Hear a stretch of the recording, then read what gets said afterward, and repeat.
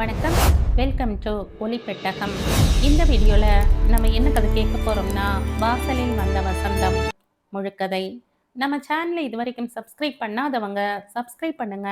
பக்கத்தில் இருக்கிற பெல் ஐக்கானை கிளிக் பண்ணி ஆல்ங்கிற ஆப்ஷனை ப்ரெஸ் பண்ணுங்க. ஸோ தட் நான் போடுற கதைகளை உடனுக்குடனே நீங்கள் கேட்கலாம். வாங்க கதைக்குள்ளே போகலாம். அந்திச் சூரியன் இன்னும் மறையாமல் எங்கும் வெம்மையை வீசிக்கொண்டிருந்தான். சாவித்ரி திடீரென்று தான் அந்த வீட்டில் இருந்து அந்நியமாகி விட்டாற் போல உணர்ந்தாள். எல்லோரோடும் சண்டை போல விலகி நின்று எல்லாவற்றையும் வேடிக்கை பார்த்தாள். முதல் முறையாக வீட்டில் சொஜ்ஜி பஜ்ஜி செய்ததால் பாத்திரங்கள் விரைவாக காலியாகி கொண்டிருந்தது. கேசரி சூப்பர்மா, இந்த மாதிரி பஜ்ஜி நான் சாப்பிட்டதே இல்லை. உன் கைவாகுன்னா கைவாகுதான். தங்கைகளும் தம்பியும் நொட்டை விட்டு கொண்டு சாப்பிட்டார்கள். யாரும் சாவித்திரியை பற்றி கவலைப்பட்டாற் போல தெரியவில்லை. வீட்டில் ஒரு கல்யாணம் நடக்கப் போகிறது என்ற குஷியில் இருந்தார்கள். எங்களுக்கும் பட்டுப்புடவை எடுப்பு இல்லப்பா. எடுத்துட்டா போச்சு. நான் ரொம்ப நாளா கேட்டுன்னு இருக்கிற ஹை ஹீல்ஸ் செருப்பை இப்பவாவது வாங்கித்தாப்பா. ஆ, பார்க்கலாம். பார்க்கலாம் இல்ல, வாங்கி தர. எனக்கு நல்லதா ஜீன்ஸ் பேண்ட் தான்ப்பா வேணும். ஆர்டினரி பேண்டெல்லாம் நான் போட்டுக்க மாட்டேன்னா மாட்டேன். இது தம்பியின் கண்டிஷன். சாவித்ரி மெல்ல நழுவி மொட்டை மாடிக்கு வந்தாள். அவள் மனசைப் போலவே மாடியும் புழுக்கமாக இருந்தது. மதில் சுவரோரம் வந்து தெருவை பார்த்தபடி நின்றாள். ஒரு வினாடிதான் குதித்து விட்டால் என்ன என்று தோன்றியது. ரொம்ப சிரமப்பட்டு அந்த எண்ணத்தை ஒதுக்கி தள்ளினாள். மனிதர்கள் எல்லோருக்கும் வாழ்க்கையில் ஏதோ ஒரு வினாடியில் தற்கொலை எண்ணம் தோன்றுகிறது என்று எங்கோ படித்த வரிகள் நினைவுக்கு வந்தது. என்ன சாவித்ரி, இங்கே வந்து நின்னுட்ட? பின்னால் அப்பாவின் குரல் கேட்டது. சாவித்ரி திரும்பி அப்பாவை புன்னகையின்றி பார்த்தாள். என்னம்மா டல்லா இருக்க? எனக்கு இப்ப கல்யாணம் வேண்டாம்ப்பான்னா ஏன் யாரும் கேட்க மாட்டேங்கிறேள்? எல்லா பொண்ணும் சொல்ற வசனந்தாம்மா இது. வேண்டாம்னா விட்டுற முடியுமா? உன் கடைசி தங்கைக்கே வயசு 19 முடிய போறது. குதிர் குதிரா 4 பொண்களை வீட்டில் வச்சுண்டு எந்த அப்பாவாலையும் நிம்மதியா தூங்க முடியுமா? 5 வருஷமா உனக்கு பார்க்காத இடம் இல்லை. உன் ஜாதக தோஷம் பல சோதனைகளுக்கு பிறகு இப்பதான் ஒருத்தன் ஜாதகத்தோட ஆச்சரியப்படுற அளவுக்கு பொருந்தி இருக்கு. அவளும் ரொம்ப ரொம்ப நல்லவளா இருக்கா. எந்த டிமாண்டும் பண்ணாம கல்யாணத்தை கூட அவளே நடத்திக்கிறதா சொல்றா. அப்புறம் எப்படி சாவித்ரி இந்த இடத்த விட முடியும்? எல்லாம் சரிதான்ப்பா. ஆனா மாப்பிள்ளையோட வயசு உங்களுக்கு கொஞ்சம் கூட உறுத்தலா இல்லையா? சாவித்ரி கேட்க அவர் ஒரு வினாடி தடுமாறினார். பிறகு சுதாரித்து கொண்டு சிரித்தார். இதுக்கா இப்படி டல்லா இருக்க? உன்னை பத்தி எங்களுக்கு அக்கறை இல்லைன்னா நினைக்கிற நீ? நீ நன்னா இருக்கணுங்கிறதுல எங்களுக்கு கவலை இல்லையா? 43 வயசு ஒரு வயசா?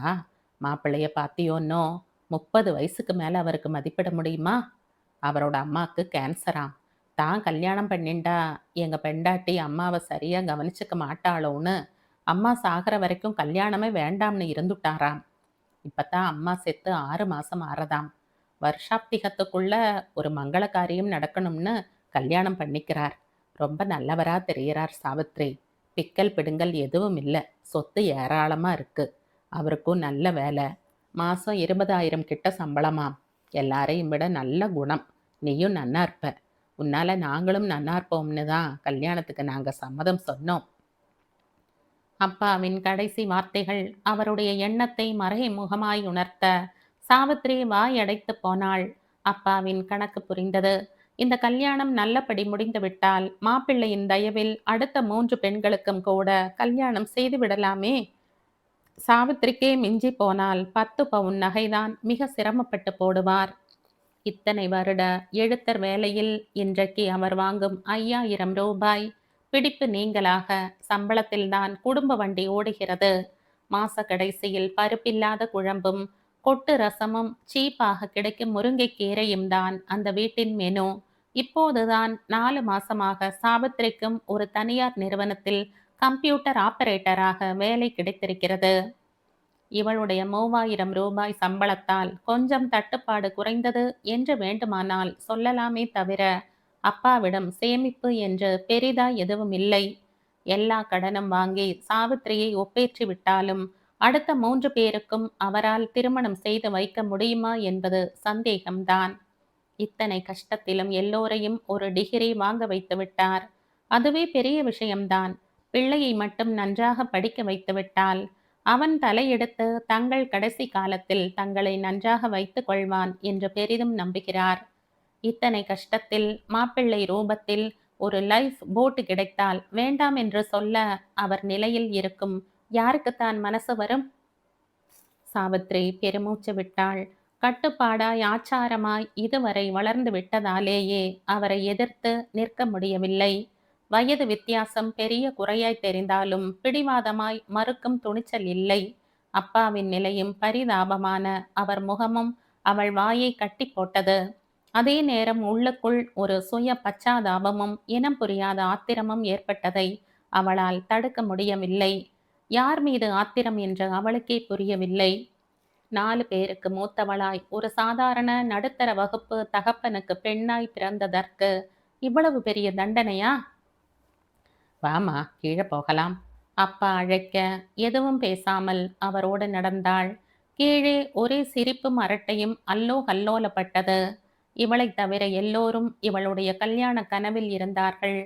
சாவித்ரி பசி இல்லை என்று சொல்லிவிட்டு ஒரு டம்ளர் பால் மட்டும் குடித்துவிட்டு சீக்கிரமே படுத்து விட்டாள். மற்றவர்கள் நள்ளிரவு வரை பேசிக் கொண்டிருந்தார்கள். நிச்சயதார்த்தத்திற்கு என்னவெல்லாம் செய்ய வேண்டும், கொண்டு போக வேண்டும் என்று அம்மா பட்டியல் போட்டாள். அடுத்த நாள் மாப்பிள்ளையின் வீட்டில் இருந்து ஒருவர் வந்தார். சாவித்திரியிடம் அழகான பட்டு துணி ஒன்றை கொடுத்து பிளவுஸ் தைத்து கொள்ள சொன்னார். நிச்சயதார்த்த புடவையின் மேட்சிங் பிளவுஸாம். ஜாக்கெட்டே இவ்வளவு விலை உள்ளதாக இருந்தால் புடவை எப்படி இருக்கும் என்று வீடு மாய்ந்து போனது. மயில் கழுத்து கலர் சாவித்திரியோட நிறத்துக்கு பாந்தமா இருக்கும்னு மாப்பிள்ளைக்கு தெரிஞ்சிருக்கு பார். அப்பா சிலாகித்தார். அளவு பிளவுஸ் கொடுக்கா, நம்ம டைலர் கிட்ட துணியை கொடுத்து தைக்க சொல்லிடுறேன். கடைசி தங்கை சுகந்தி கேட்க, சாவித்ரி உள்ளே போய் சரியாக தைக்கவில்லை என்று போட்டு கொள்ளாமலேயே வைத்திருந்த ஒரு ரவிக்கையை எடுத்து வந்து கொடுத்தாள். என்னடி சாவித்ரி இது? இது சரியில்லைன்னு சொல்லிட்டு இருந்த. சரி, சரியில்லைன்னு பார்த்து தான் இங்க எல்லாம் நடக்கிறதா என்ன? இந்த அளவுக்கே தைக்க சொல்லு.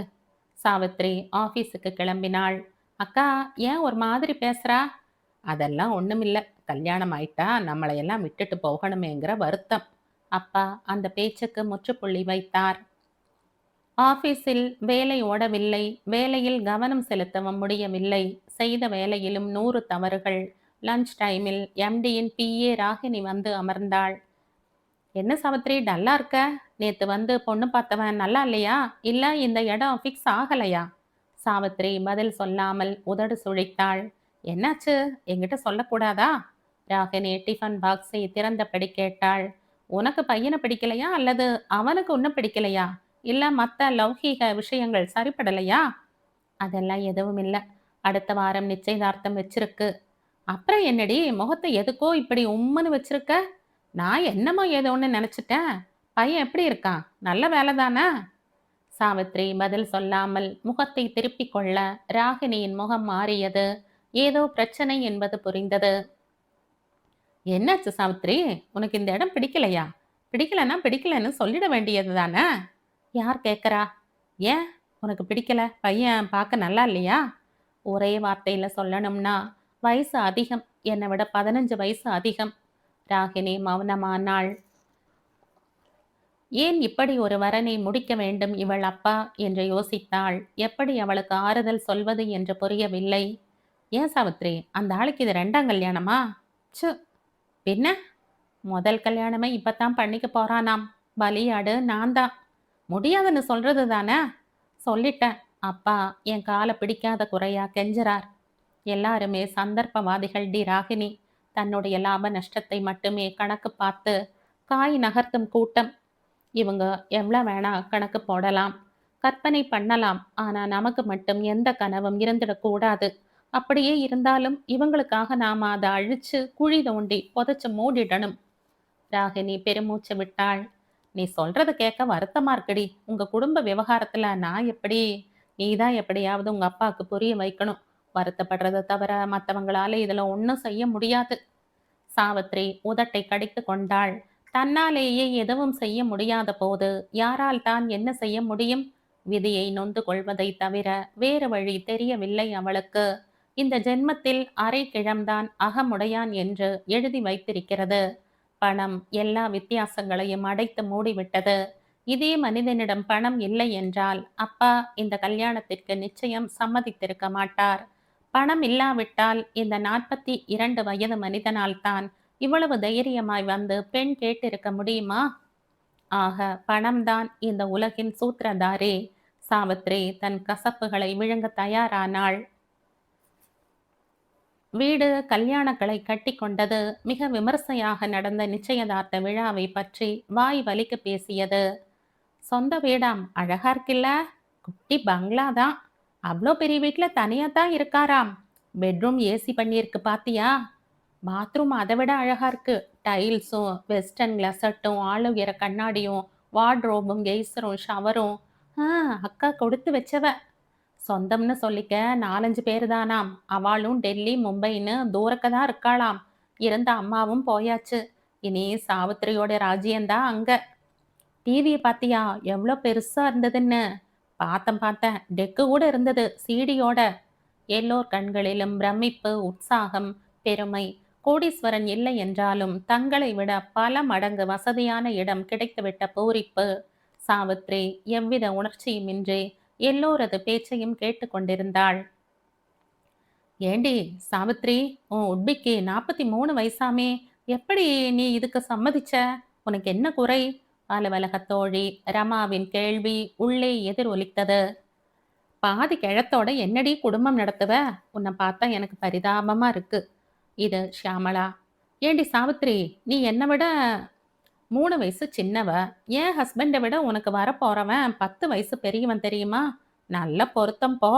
புதுசா கல்யாணமானவங்க கிட்ட ஒரு துள்ளலும் இளமையும் விஷமமும் இருந்தாதான் வாழ்க்கை சுவாரஸ்யமாகவும் த்ரில்லிங்காகவும் ஜாலியாகவும் இருக்கும். எல்லாம் அடங்கி போற வயசுல ஒரு மாப்பிள்ளைய எப்படிடி மனசு வந்து பார்த்தாரு உங்க அப்பா? அலுவலகத்தில் மாற்றி மாற்றி துக்கம் விசாரித்த போதெல்லாம் நினைவுக்கு வர சாவித்ரி துக்கம் விசாரித்ததெல்லாம் நினைவுக்கு வர சாவித்ரி சத்தமின்றி கண்ணீர் விட்டாள். அது மட்டும்தான் அவளால் முடிந்தது. இனி செய்வதற்கு எதுவும் இல்லை என்று விதியின் மீது பாரத்தை போட்டு திருமணத்திற்கு தயாரானாள். திருமணத்தின் எந்த ஒரு சடங்கிலும் சாவித்ரி தலை நிமிரவில்லை. தன் அருகில் புருஷ ஸ்தானத்தில் அமர்ந்து மன மந்திரங்களை சொல்லிக் கொண்டிருந்தவனை ஏறிட்டு பார்க்க கூட தோன்றவில்லை. முகூர்த்த நேரத்தில் கழுத்தில் இளம் சூடாக அவன் விரல்கள் பட்டபோது கண்களை இறுக மூடிக்கொண்டாள். முகூர்த்தம் முடிந்து யார் யாரோ கை குலுக்கினார்கள், வாழ்த்து கூறினார்கள். கணவன் சந்துரு யார் யாரையோ அவளுக்கு அறிமுகப்படுத்தினான். ஒன்றும் நினைவில்லை. இயந்திரமாகி விட்டார் போல் இருந்தது.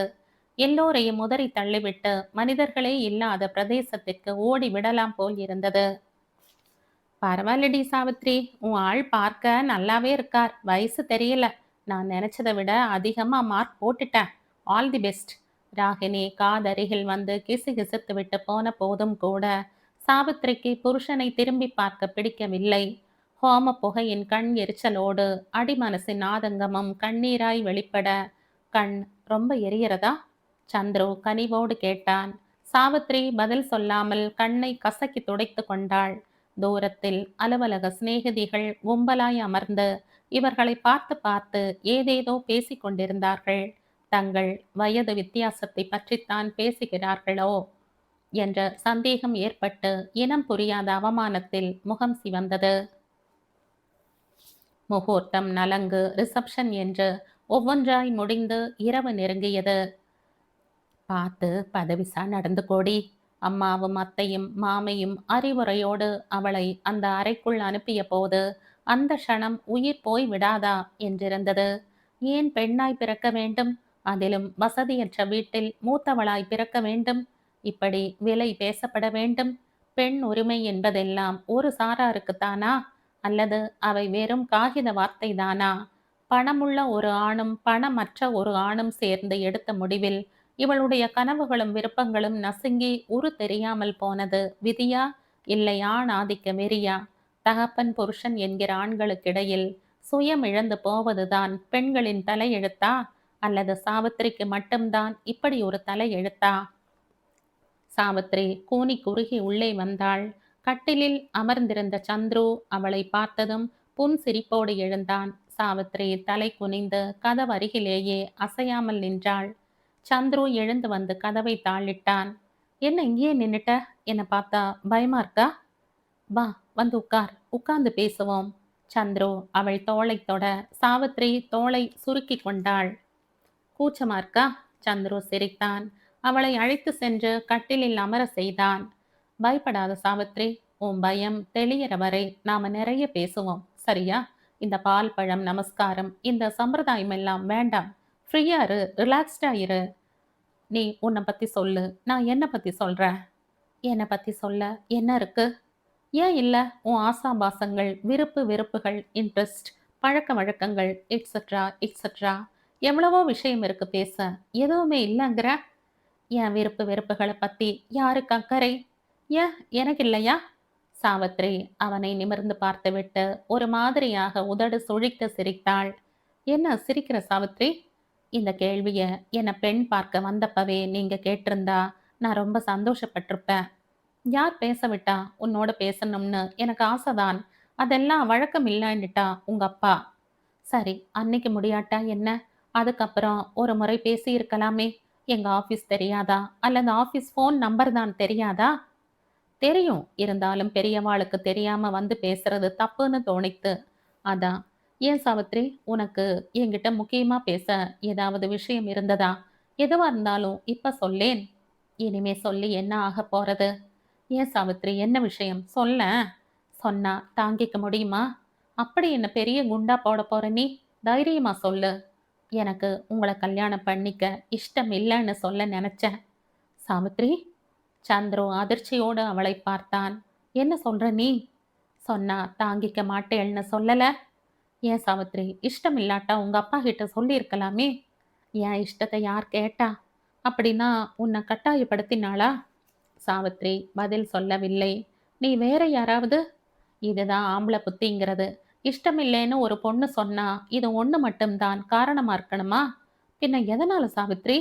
உங்க வயசுதான் காரணம். சந்துரு திகைப்போடு அவளை பார்த்தான். உங்க வயசையும் என் வயசையும் பத்தி நீங்க யோசிச்சு பார்த்தது உண்டா? சாவித்திரி, நமக்குள்ள வயசு பொருத்தம் இருக்கான்னு யோசிச்சது உண்டா? யோசிச்ச சாவித்திரி, உங்க அப்பா கிட்ட கூட சொன்னேன். இது ஒரு பெரிய விஷயமா? எனக்கும் என் பொண்டாட்டிக்கும் கூடத்தான் 15 வயசு வித்தியாசம். நாங்க சந்தோஷமா இல்லையா, சௌக்கியமா இல்லையான்னுட்டார். அவர் சொல்லிட்டா ஆச்சா? நான் சொல்ல வேண்டாமா? உனக்கும் இஷ்டம்னு தானே சொன்னார். 5 குழந்தைகளை பெத்தவராச்சே. அதுல 4 பெண்கள் வேற. பணமும் பசையுமா நீங்க வந்ததும் தலகால் புரியல அவருக்கு. எப்படியாவது முதல் பாரத்தை கழிச்சு கட்டணும்னு பார்த்தார், கட்டிட்டார். சாரி சாவித்திரி, உங்க அப்பா சொன்னதை நம்பித்தான் நான் சம்மதம்னு சொன்னேன். இதுவரை எங்க அம்மாவுக்கு குழந்தையா இருந்துட்டதாலேயே என்னவோ வயசானதை எனக்கு தெரியல.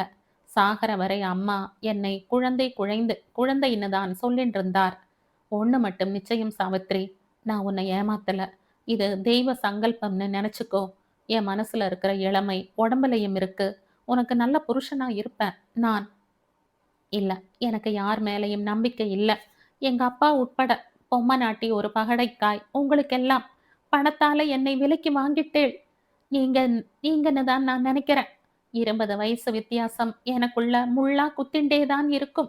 இருந்தாலும் விலைக்கு வாங்கப்பட்ட அடிமை எஜமானனுக்கு பணிஞ்சுதானே போகணும். போறேன். உங்களுக்கு சமைச்சு போடுறேன். இந்த வீட்டை பார்த்துக்கிறேன். வீட்டு வேலையெல்லாம் செய்யறேன். உங்களுக்கு கை கால் பிடிச்சு விடணுமா விடுறேன். உங்களோட படுத்துக்கணுமா படுத்துக்கிறேன். பிள்ளை பெத்து தரேன். எல்லாத்துக்கும் நான் ரெடி. வாங்கோ. இப்ப நான் என்ன பண்ணணும் சொல்லுங்கோ. சாவித்ரி. சந்துரு அதிர்ச்சியோடு அவளை பார்த்துவிட்டு சட்டென்று கட்டிலை விட்டு எழுந்தான். நீ படுத்து தூங்கு சாவித்ரி. பெண்டாட்டியோட படுக்கணும்னு தான் நான் ஆசைப்பட்டேன். அடிமையோட இல்ல. என்ன தெரியாம ஏதோ ஒரு தப்பு நடந்து போச்சுங்கிறது புரியறது. இதுக்கு எப்படி பிராயச்சித்தம் தேடணும்னு தெரியல. உனக்கு தெரிஞ்சா சொல்லு, செய்து விடுறேன். வாழ்க்கையில எது வேணா திரும்பி வரும். ஆனா கடந்த காலமும் நடந்து முடிஞ்சது மட்டும் ஒரு காலம் திரும்பாது, மாறாது. இப்ப நான் வெறும் சாவித்திரி இல்ல, மிஸ்ஸஸ் சந்துரு. ஒரு வினாடி முகூர்த்த நேரம் என் வாழ்க்கையை அடியோடு மாத்தின பிறகு யாரால என்ன பிராயச்சித்தம் செய்துட முடியும்? சிதைஞ்சு போன என் கனவுகள், ஆசாபாசங்கள் எல்லாம் திரும்ப கிடைச்சுடத்தான் போறதா? எல்லாத்தையும் ஏத்துக்கிறது தான் இப்போதைக்கு என் தலை விதி.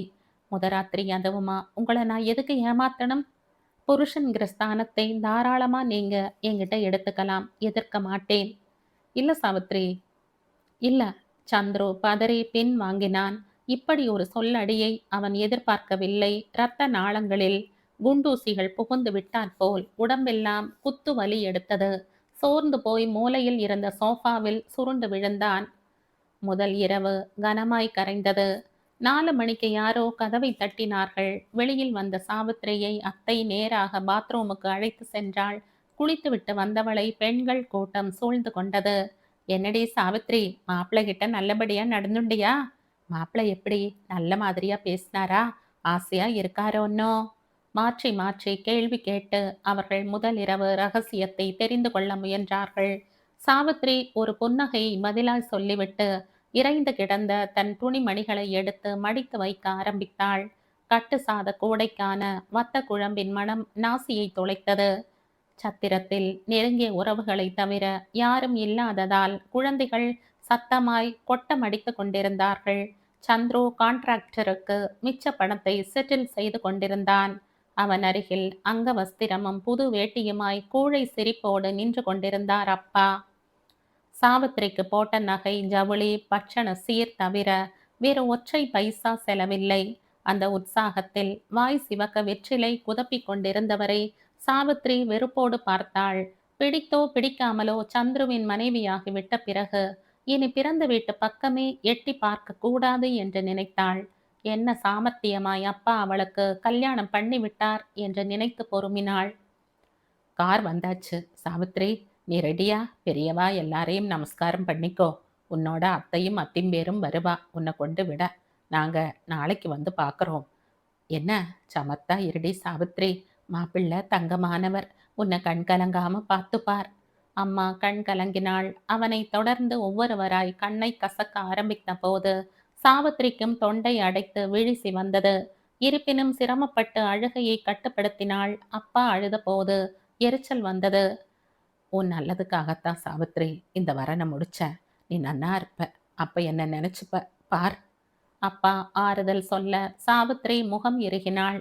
புறப்படலாம், நல்ல நேரம் போயிடும். அத்திம்பியர் குரல் கொடுக்க சாவித்ரி கிளம்பினாள். சந்துரு கார் கதவை திறந்துவிட உள்ளே ஏற அவள் அருகில் அத்தை ஏறி அமர்ந்தாள். மாப்பிள்ள, நீங்க அந்த பக்கமா வந்து பொண்டாட்டி பக்கத்துல உட்காருங்கோ. இல்ல மாமாவை உட்கார சொல்லுங்கோ, நான் முன்னாடி உட்கார்ந்துக்கிறேன். சந்துரு மாமனார் வீட்டு சீர் சாமான்களை டாப்பிலும் டிக்கியிலும் ஏற்ற உதவினான். அத்திம்பேர் அக்காவை கூட்டிண்டு அடிக்கடி ஆத்துக்கு வாங்கோ. வரோம், நீங்களும் வாங்கோ. கார் உங்களோடதா? இல்ல ஆபீஸ் கார். சீக்கிரமா சொந்தமா வாங்கிடுங்கோ. வாங்கிடுவோம். இவ கேட்ட வேலை வாங்கிடுவேள் பாருங்கோ. இது அப்பா. அப்போ புறப்படுறோம். சந்துரு கை கோப்பி விடை பெற்று முன் சீட்டில் ஏறி அமர்ந்தான். கார் கிளம்பியது. அதே சென்னையின் வீதிகளில் சீறி பாய்ந்து கடற்கரை சாலையில் வழுக்கி ஓடியது. பெசன் நகர் கடற்கரை ஓரம் அமைந்திருந்த அவன் வீட்டின் முன்னால் நின்றது. வாசலில் பெரிய கோலமும் வாழை மரமும் கட்டியிருந்தது. உறவு பெண்கள் இருவர் கார் சத்தம் கேட்டு பரபரப்பாகி ஆரத்தி தட்டோடு விரைந்து வந்தார்கள். தூரத்து கடல் அலைகளை பார்த்தபடி வீடு அமைதியும் அழகுமாயிருந்தது. சாவித்ரி வலது கால் வைத்து உள்ளே வந்தாள். காயத்ரியின் வீண இசை மென்மையாய் வீட்டை நிறைத்திருந்தது. சந்துருவின் கலை நயம் வீட்டின் உள் அலங்காரத்தில் தெரிந்தது. சோஃபா உரைகளும் ஜன்னல் கர்ட்டன்களும் சுவரின் நிறமும் அவன் மனசில் மென்மைக்கு கட்டியம் கூறியது. வாமா சாவித்ரி, பூஜை அறைகள் எல்லாம் பூஜை அறையில எல்லாம் எடுத்து வச்சிருக்க. உன் கையால பூ போட்டுட்டு விளக்கேத்து. சாவித்ரி அவர்கள் பின்னால் சென்றாள். பூஜை அறை தெய்வீக வாசனையோடு பளிச்சென்றிருந்தது. சாமி படங்களோடு சந்துருவின் தாயாரின் புகைப்படமும் சுற்றிலும் சீரியல் விளக்குகளோடு பெரிதாக மாட்டியிருந்தது. சந்துருவை போலவே கண்களும் உதடுகளும் மென்மையாய் சிரிக்க லட்சணமாயிருந்தாள். இதுதான் உன் மாமியார். இவளுக்காகத்தான் இத்தனை காலம் அவன் கல்யாணம் பண்ணிக்காம இருந்தான். இவ எவ்வளவோ வற்புறுத்தியும் கெஞ்சியும் கூட பிடிவாதமா இருந்துட்டான். பெண்டாட்டி குழந்தைன்னு ஆயிட்டா அம்மாவை கவனிக்க முடியாம போயிடுமேங்கிற கவலை, பெண்டாட்டி அம்மாவை அலட்சியப்படுத்திடுவாளோங்கிற பயம் எல்லாமா சேர்ந்து அம்மாதான் முக்கியம்னு இருந்துட்டான். வயசுதான் ஆறதே தவிர சந்துருவோட மனசு குழந்தை ஆட்டம். ஒண்ணுமே தெரியாதவனுக்கு படிப்பு, உத்தியோகம், வீடு, அம்மான்னு சின்ன வட்டம்தான் அவனுக்கு. 2 வேளை சந்தியாவந்தனம் பண்ணுவான். சிகரெட், சினிமா, ஊர் சுத்துறதுன்னு எந்த பழக்கமும் கிடையாது. மொத்தத்துல உனக்கு கிடைச்சிருக்கிற ஆம்படையான் பத்திரமாத்து தங்கம். அவனை நீதான் இனிமே பத்திரமா பார்த்துக்கணும். வெறும் பெண்டாட்டியா இல்லாம அவனுக்கு அம்மாவாவும் இருந்து அவனை கவனிச்சுக்கணும். சரியா? சாவித்திரி தலையசைத்தபடி விளக்கேற்றினாள். குளித்து டிஃபன் சாப்பிட்டு விட்டு சந்துரு வெளியில் எங்கோ கிளம்பினான். வந்த உடனே எங்க சந்துரு கிளம்பிட்ட? மாமி கேட்டாள். இதோ வந்துட்டேன். சாவித்திரிக்கு வீட்டை சுத்தி காட்டுங்கோ. நேத்து பூரா புகையில உட்கார்ந்ததுல அலுப்பா இருப்பா. சாப்பிட்டுட்டு நல்லா ரெஸ்ட் எடுத்துக்க சொல்லுங்கோ. நான் 1 மணி நேரத்துல வந்துடுறேன். சாவித்திரி மாடி பால்கனியில் இருந்து அவன் போவதையே பார்த்தாள். அந்த உயரமும் நிறமும் நரைக்காத கேசமுமாய் ஆள் பார்க்க கம்பீரமாகத்தான் இருந்தான். 35க்கு மேல் மதிப்பிட முடியாதுதான். இருந்தாலும் வயசு ஆனதுதானே. இப்போது இல்லாவிட்டாலும் மிஞ்சி போனால் இன்னும் 7-8 வருஷத்தில் முதுமை தெரியாதா என்ன? தோழிகளின் கணவர்கள் எல்லாம் ஜம் என்றிருக்க அவர்களுக்கு நடுவில் இவள் கணவன் மட்டும் வயதான தோற்றத்தில் இருந்தால் அவளுக்கு கஷ்டமாக இருக்காதா? அது சரி, அதற்காக இனி என்ன செய்ய முடியும்? நடந்த திருமணத்தை அழித்து விடவா முடியும்? அல்லது வேண்டாம் என்று வந்த இடத்திற்கே திரும்பி செல்ல முடியுமா? அப்படி போனால்தான் என்ன மரியாதை இருக்கும்? இருந்தாலும் தங்களுடைய சுய லாபங்களுக்காக இவளுடைய வாழ்க்கையை பகடை காயாக்கியவர்களை கொஞ்சமாவது அழ வைக்க வேண்டாமா? தங்களது தவறை புரிந்து கொள்ள வேண்டாமா அவர்கள்? முக்கியமாய் அப்பா? அவர் வேதனையில் வாட வேண்டும். கடைசி வரை இவளை நினைத்து துடிக்க வேண்டும், கதற வேண்டும், அவளிடம் மன்னிப்பு கேட்டு மன்றாட வேண்டும். எல்லாவற்றிற்கும் காரணம் உன் அப்பாதான் என்று சந்துரு தப்பித்து விட முடியாது. அவனிடமும் தவறு இருக்கிறது. தன் வயதுக்கேற்ற பெண்ணை பார்த்து கொள்ளாமல் இவள் வயது தெரிந்தும் எதற்கு பெண் பார்க்க வர வேண்டும்? இவள் ஜாதகம் வந்த உடனேயே பாவம் சின்ன பெண் என்று இரக்கத்தோடு ஒதுக்கி இருக்க வேண்டாமா? அதை விட்டுவிட்டு கல் எறிந்து பார்ப்போம், கிடைத்தால் கனி, கிடைக்காவிட்டாலும் நஷ்டம் இல்லை என்கிற ரீதியில் பெண் பார்க்க வந்தது மன்னிக்க முடியாத குற்றம்தான். இந்த தவறுக்கெல்லாம் இவர்கள் பதில் சொல்லியே ஆக வேண்டும். ஒரு இளம் பெண்ணின் கனவுகளை சிதைக்க யாருக்கும் உரிமை இல்லை என்று புரிய வைக்கும் வரை இந்த காயம் ஆறாது அவளுக்கு. சாவித்திரி பால்கனியில் இருந்து உள்ளே வந்தாள். சாப்பிட வரையா சாவித்திரி? இட்லி வாசனை பசிய கிளப்பிடுத்தோ. சும்மா சொல்லப்படாது. உங்க கல்யாண சாப்பாடு இந்த ஜென்மத்துக்கும் நாக்கில் இருக்கும். அவ்வளவு ஜோரா இருந்தது. மாமி டைனிங் டேபிளில் தங்கள் இருவருக்கும் சாப்பிட இலை போட்டாள். புது தம்பதிகளுக்காக தான் ஸ்பெஷலாக வைத்திருந்த பால் பாயசத்தையும் கொண்டு வந்து வைத்தாள். நாளை காலம்பர வண்டிக்கு நாங்க புறப்படுறோம். இவ்வளோ சீக்கிரமாவா? நீ வேற, ஊரை விட்டு வந்து 8 நாள் ஆறது. இதுக்கே அங்க வீடு 2 பட்டுன்னு இருக்கும். நான் ஒருத்தி இல்லாட்டா அவ்வளோதான். எல்லாம் போட்டது போட்டபடி இருக்கும். இனிமே என்ன, நீதான் வந்தாச்சே. உனக்கு தெரியாத விஷயமா? நன்னா சமைப்பியாம், பாடுவையாம், தையல் தெரியுமாம், எதை செய்தாலும் நேர்த்தியா செய்வையாம். அப்புறம் என்ன, இனிமே இந்த வீட்டை சொர்க்கமா ஆக்கிட மாட்ட? டைரியில எங்க விலாசம் இருக்கு. முடிஞ்சப்போ எல்லாம் லெட்டர் போடு. ஒரு நடை நேராவும் வந்து 1 வாரம் தங்கிட்டு போங்கோ. வேற என்ன சொல்றது? உங்க 2 பேருக்கும் எங்க ஆசிர்வாதம் எப்பவும் உண்டு. மாமி மிளகாய் பொடியில் ஊறி இருந்த இட்லிகளை எடுத்து வைத்தாள். 1 மணி நேரத்தில் வருகிறேன் என்று சொன்ன சந்துரு மாலை 5 மணிக்குத்தான் வீடு திரும்பினான். எங்கப்பா போயிட்ட? சாப்பிட கூட இல்லாம? போன இடத்துல கொஞ்சம் வேலை. சாவித்திரி சாப்பிட்டாளா? ஆ, சாப்பிட்டுட்டு தூங்கினவ இன்னும் எழுந்திருக்கல. அவ்வளோ அலுப்பு. ராத்திரி என்ன பாடுபடுத்தினியோ? சந்துரு மௌனமாய் மாடிக்கு வந்தான். அசந்து தூங்கும் சாவித்திரியை சற்று நேரம் பார்த்துவிட்டு பால்கனிக்கு வந்தான். தூரத்தில் தெரிந்த கடலிலும் அவன் மனசை போலவே அலை அடித்து கொண்டிருந்தது. கொஞ்சம் யோசித்து நிதானமாய் நடந்து கொண்டிருந்தால் இந்த பெண்ணின் மனசு உடைந்து போயிருக்காதே என்று தோன்றியது. தெரியாமல் செய்தாலும் தவறு தவறுதானே. 43 வயசுக்கு 24 வயது பெண் கேட்கிறதா? இது தவறு என்று எப்படி எனக்கு உரைக்காமல் போயிற்று? எனக்கு வயதாகிவிட்டது என்று நினைவில்லையா? அல்லது எனக்கே தெரியாமல் சின்ன பெண்ணை என் மனம் தேடி இருக்கிறதா? சந்துரு தன் திருமணத்தை நினைத்து வெட்கினான். சாவித்திரியின் முகத்தில் எப்படி விழிப்பது என்று கவலைப்பட்டான். அவள் கனவுகளை சிதைத்துவிட்ட பாவத்தை என்ன பிராயச்சித்தம் செய்து கரைக்கப் போகிறோம் என்று கவலைப்பட்டான். மறுநாள் காலையில் உறவு பெண்களும் கிளம்பி சென்றதும் சாவித்திரியும் சந்துருவும் தனித்து விடப்பட்டார்கள். கல்யாணம் முடிந்த 2 இரவுகளும் வேதனையில் கழிந்து விட்டது. அம்மா இறந்தவரை அவள் உடல்நிலை காரணமாகவே பெண் சிந்தனை என்ற ஒன்றே இல்லாதிருந்து விட்டான். அம்மா ஆனவரை சொல்லி பார்த்து விட்டாள். நான் வாழ்ந்து முடிச்ச கட்டேடா சந்துரு. எனக்காக உன் இளமையை வீணடிச்சுக்காத. நீ குடும்பஸ்தனா சந்தோஷமா இருந்தா தாண்டா என் கட்ட நிம்மதியா வேகும். ஆரம்பிச்சாச்சா? சந்துரு அலுத்து கொள்வான். அம்மாக்கும் பெண்டாட்டிக்கும் நடுவுல மத்தளமா இடிபடுற எத்தனை ஆம்பளைய பார்த்துருக்க நான்? என்ன பார்த்தா சண்டை போடுறவ மாதிரியா தெரியறது? வரவ வீண் சண்டை ஆரம்பிச்சா என்ன செய்யறது? எதுக்கு அப்படி நினைக்கணும்? நல்ல பெண்ணா வரக்கூடாதா என்ன? நீ எவ்வளோ நல்லவம்மா. யார்கிட்டயானும் ஒரு வார்த்தை அதிர்ந்து பேசியிருப்பியா நீ? ஒரு எறும்ப நசுக்கி இருப்பியா உன் வாழ்க்கையில? எத்தனை கஷ்டங்கள் இருந்தாலும் ஒரு நாளாவது உன் சிரிப்பு காணாம போயிருக்குமா? அப்படிப்பட்ட உனக்கே அந்த கடவுள் ஈவிரக்கம் இல்லாம இப்படி ஒரு உயிர்கொல்லி வியாதியை கொடுத்த பிறகு எனக்கு யார் மேலையும் எது மேலையும் நம்பிக்கை இல்லம்மா. இது வரைக்கும் நீ பட்ட கஷ்டம் எல்லாம் போதும். என் பெண்டாட்டி ரூபத்துல வேற உனக்கு கஷ்டம் வர வேண்டாம். இதுக்கு மேல என் கல்யாணத்தை பத்தி நீ பேசவும் வேண்டாம். சரி, ஒரே ஒரு கேள்விக்கு மட்டும் பதில் சொல்லு, நிறுத்திடுறேன். என்ன? நான் போனப்புறமாவது கல்யாணம் பண்ணிப்பியா? அதை பத்தி இப்ப என்ன? பண்ணிப்பேன்னு எனக்கு சத்தியம் பண்ணி கொடுடா. அந்த ஒரு சந்தோஷமாவது எனக்கு கிடைக்கட்டுமே. சந்துரு அவளை கண் கலங்க பார்த்தான். பண்ணிக்கிறமா, உனக்காக பண்ணிக்கிறேன். சந்தோஷம்டா சந்துரு. உனக்கு வயசு இன்னும் ஏறுறதுக்குள்ள நான் செத்து போகணும்னு வேண்டிக்கிறது தான் இனிமே என் பிரார்த்தனையா இருக்கும். இப்படி சொன்ன 80வது நாள் அம்மா செத்து போனாள். அதன் பிறகுதான் சந்துரு ஒரு நாளிதழின் மேட்ரிமோனியல் பகுதியில் விளம்பரம் கொடுத்திருந்தான். விளம்பரம் கொடுத்த மறுவாரம் ஒரு கற்றை ஜாதகம் வந்தது. அதில் 5, 6 ஜாதகம்தான் பொருத்தமாயிருந்தது.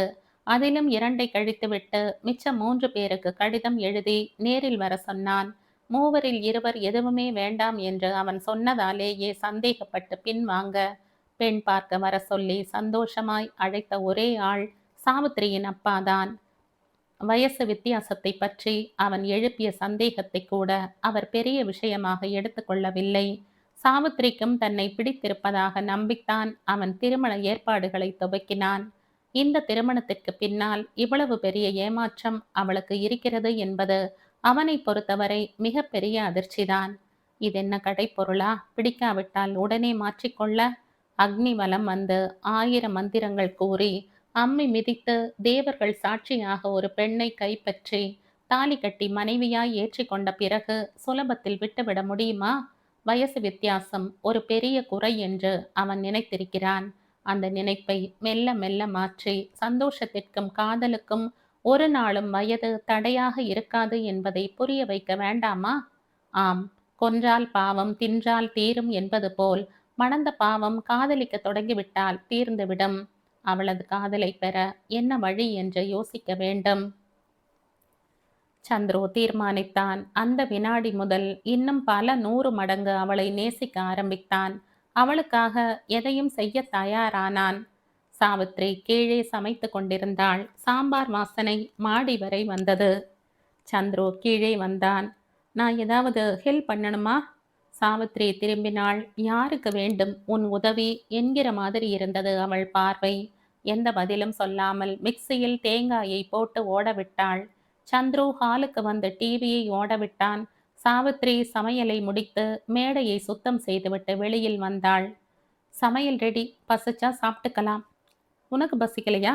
வாயேன், 2 பேரும் சேர்ந்தே சாப்பிடுவோம். வேண்டாம், நீங்க சாப்பிடுங்கோ, நான் அப்புறம் சாப்பிட்டுக்கிறேன். அட்லீஸ்ட் நான் சாப்பிடும்போது கூடவாவது இரேன். தனியாக சாப்பிட போர் அடிக்கும். இத்தனை நாளா யார் இருந்தா? சாவித்ரி வெடுக்கென்று கேட்டுவிட்டு நகர சந்துருவின் முகம் குன்றி போயிற்று. டெலிஃபோன் மணி அடித்தது. சாப்பிட உட்கார்ந்த சந்துரு எழுந்திருப்பதற்குள் சாவித்ரி டெலிஃபோனை எடுத்தாள். மறுமுனையில் அப்பாவின் குரல் கேட்டதும் முகம் கடுப்பாயிற்று. நான் தான் பேசுறேன், சொல்லு. நாளைக்கு உங்களுக்கு இங்கே மறுவிருந்து கொடுக்கணும்னு சம்பிரதாயம். மாப்பிள்ளையையும் கூட்டிட்டு வந்துடும். ஃபோனை மாப்பிள்ளைகிட்ட கொடு, அவர்கிட்டையும் ஒரு வார்த்தை சொல்லிடுறேன். ஏன்பா, ஃபோனில் கூப்பிடுறது தான் உன் மரியாதையா? என்னம்மா சொல்கிற? உன்னால் அலைய முடியாட்டா ரமேஷ் அனுப்பி வைக்கலாமே. மறுமுனை ஸ்தம்பித்தது. அப்பா மென்று விழுங்கினார். சரி, ரமேஷ் அனுப்புறேன். மாப்பிள்ளை இருந்தா கூப்பிடு, ஒரு வார்த்தை சொல்லிடுறேன். யார் சாவித்ரி, மாமாவா? சந்துரு ரிசீவரை வாங்கினான். சாரி மாப்ள, நீங்க தப்பா நினைச்சுக்க மாட்டீங்கங்கிற நம்பிக்கையில தான் டெலிஃபோன்ல விருந்துக்கு கூப்பிட்டுட்டேன். சாவித்திரிக்கு பொசுக்குன்னு கோபம் வந்துடுத்து. இப்ப அவ என் பெண் இல்லையே, உங்க பெண்டாட்டியாச்சே. அதான் என் மரமண்டைக்கு தான் இதெல்லாம் ஏறல. நான் ரமேஷ் அனுப்பி முறையா கூப்பிட சொல்றேன். நீங்க எதையும் மனசுல வச்சுக்காம வந்துடுங்கோ மாப்ள. ஐயோ! என்ன மாமா நீங்க? எனக்கு எந்த ஃபார்மாலிட்டீஸும் தேவையில்ல. ரமேஷ் அலைக்கழிக்க வேண்டாம். நாளைக்கு கண்டிப்பா வந்துடுறேன். தேங்க்யூ மாப்ள. சந்துரு ஃபோனை வைத்துவிட்டு சாவித்திரியை பார்த்தான். பாவம் வயசானவர் சாவித்திரி. அதுவும் உன் அப்பா. இனிமே அவரை இப்படி மரியாதை இல்லாம பேசாத. எனக்கு இந்த வரட்டு மரியாதையெல்லாம் வேண்டாம். அது சரி, ஒண்ணா ரெண்டா 4 பொண்களை இல்ல பெத்து வச்சிருக்கார். வேட்டாத்துக்கு போக இது ஒரு சாக்கு போதாதாக்கும். சாவித்திரி இளக்காரமாய் சிரிக்க சந்துரு நெருப்பை மிதித்தான் போல அவளை பார்த்தான். என்ன சொல்ற நீ? உங்களுக்கு தான் சின்ன பொண்கள்னா ரொம்ப பிடிக்குமேன்னு சொல்றேன். சாவித்ரி, ஏன் இப்படி விஷமா பேசுற? நான் பண்ணது பெரிய தப்பு தான் சாவித்ரி. ஒரு முறை உன்னை சந்திச்சு உனக்கு இஷ்டம் தானான்னு கேட்டிருக்கணும் நான். அப்படி கேட்காதது பெரிய தப்பு தான், ஒத்துக்கிறேன். அதுக்காக என் கேரக்டரையே குறைச்சு மதிப்பு போட்டுடாத ப்ளீஸ். இந்த தப்புக்கு நான் என்ன பரிகாரம் செய்யணும்னு சொல்லு, செஞ்சுடுறேன். நீங்க என்ன பரிகாரம் செய்தாலும் நான் மறுபடியும் மிஸ் சாவித்திரியாக மாற முடியுமா? என் கனவுகள் போனது போனது தானே. தப்பு தான் சாவித்ரி. இருந்தாலும் நடந்த தப்ப இனி என்ன செய்ய முடியும்? தப்பு செய்தவனுக்கு தண்டனை கொடுக்கலாம், பரிகாரம் செய்ய வைக்கலாம், அல்லது பெருந்தன்மையா மன்னிச்சு விட்டுடலாம். இது 3 தான் வழி. இந்த 3த்துல ஏதாவது ஒண்ணு எனக்கு கொடு. நீ என்ன தண்டனை கொடுத்தாலும் ஏத்துக்கிறேன். அல்லது நீ என்ன பரிகாரம் செய்ய சொன்னாலும் செய்ய தயாரா இருக்கேன். நீ பெருந்தன்மையா மன்னிச்சுட்டா என்னை விட பாக்கியவான் யாருமே இருக்க முடியாது. என்னால இத அவ்ளோ லேஸ்ல மறக்கவும் முடியாது, மன்னிக்கவும் முடியாது. அப்போ பரிகாரம் என்னன்னு சொல்லு. இதுக்கு பரிகாரம் இல்ல. அப்புறம் இதுக்கு என்னதான் வழி? வேறென்ன? நாம கடைசி வரைக்கும் இப்படியே ஒரே கூண்டுக்குள்ள எலியும் பூனையுமா வாழ வேண்டியதுதான். இத பார்த்து எங்க அப்பா துடி துடிக்கணும். அப்பதான் என் மனசு ஆறும். அவர் போட்ட கணக்கெல்லாம் தப்பா ஆகணும். எனக்கு அவர் பண்ண துரோகத்துக்கு அவர் கதறி அழணும். சந்துரு அவளையே திகைப்போடு பார்த்தான். தப்பு சாவித்ரி. எந்த தகப்பனும் தன் குழந்தைகளுக்கு துரோகம் பண்ண மாட்டான். இந்த பிரச்சனை நமக்குள்ளேயே இருக்கட்டும். நீ என்னை எவ்வளோ வேணா திட்டு, அவமானப்படுத்து. ஆனா பாவம் உங்க அப்பாவை விட்டுடு. அவ அவர் இன்னும் 3 பேருக்கு கல்யாணம் பண்ணணும். பிள்ளையை படிக்க வைக்கணும். இன்னும் எவ்வளோ கடமைகள் இருக்கு அவருக்கு.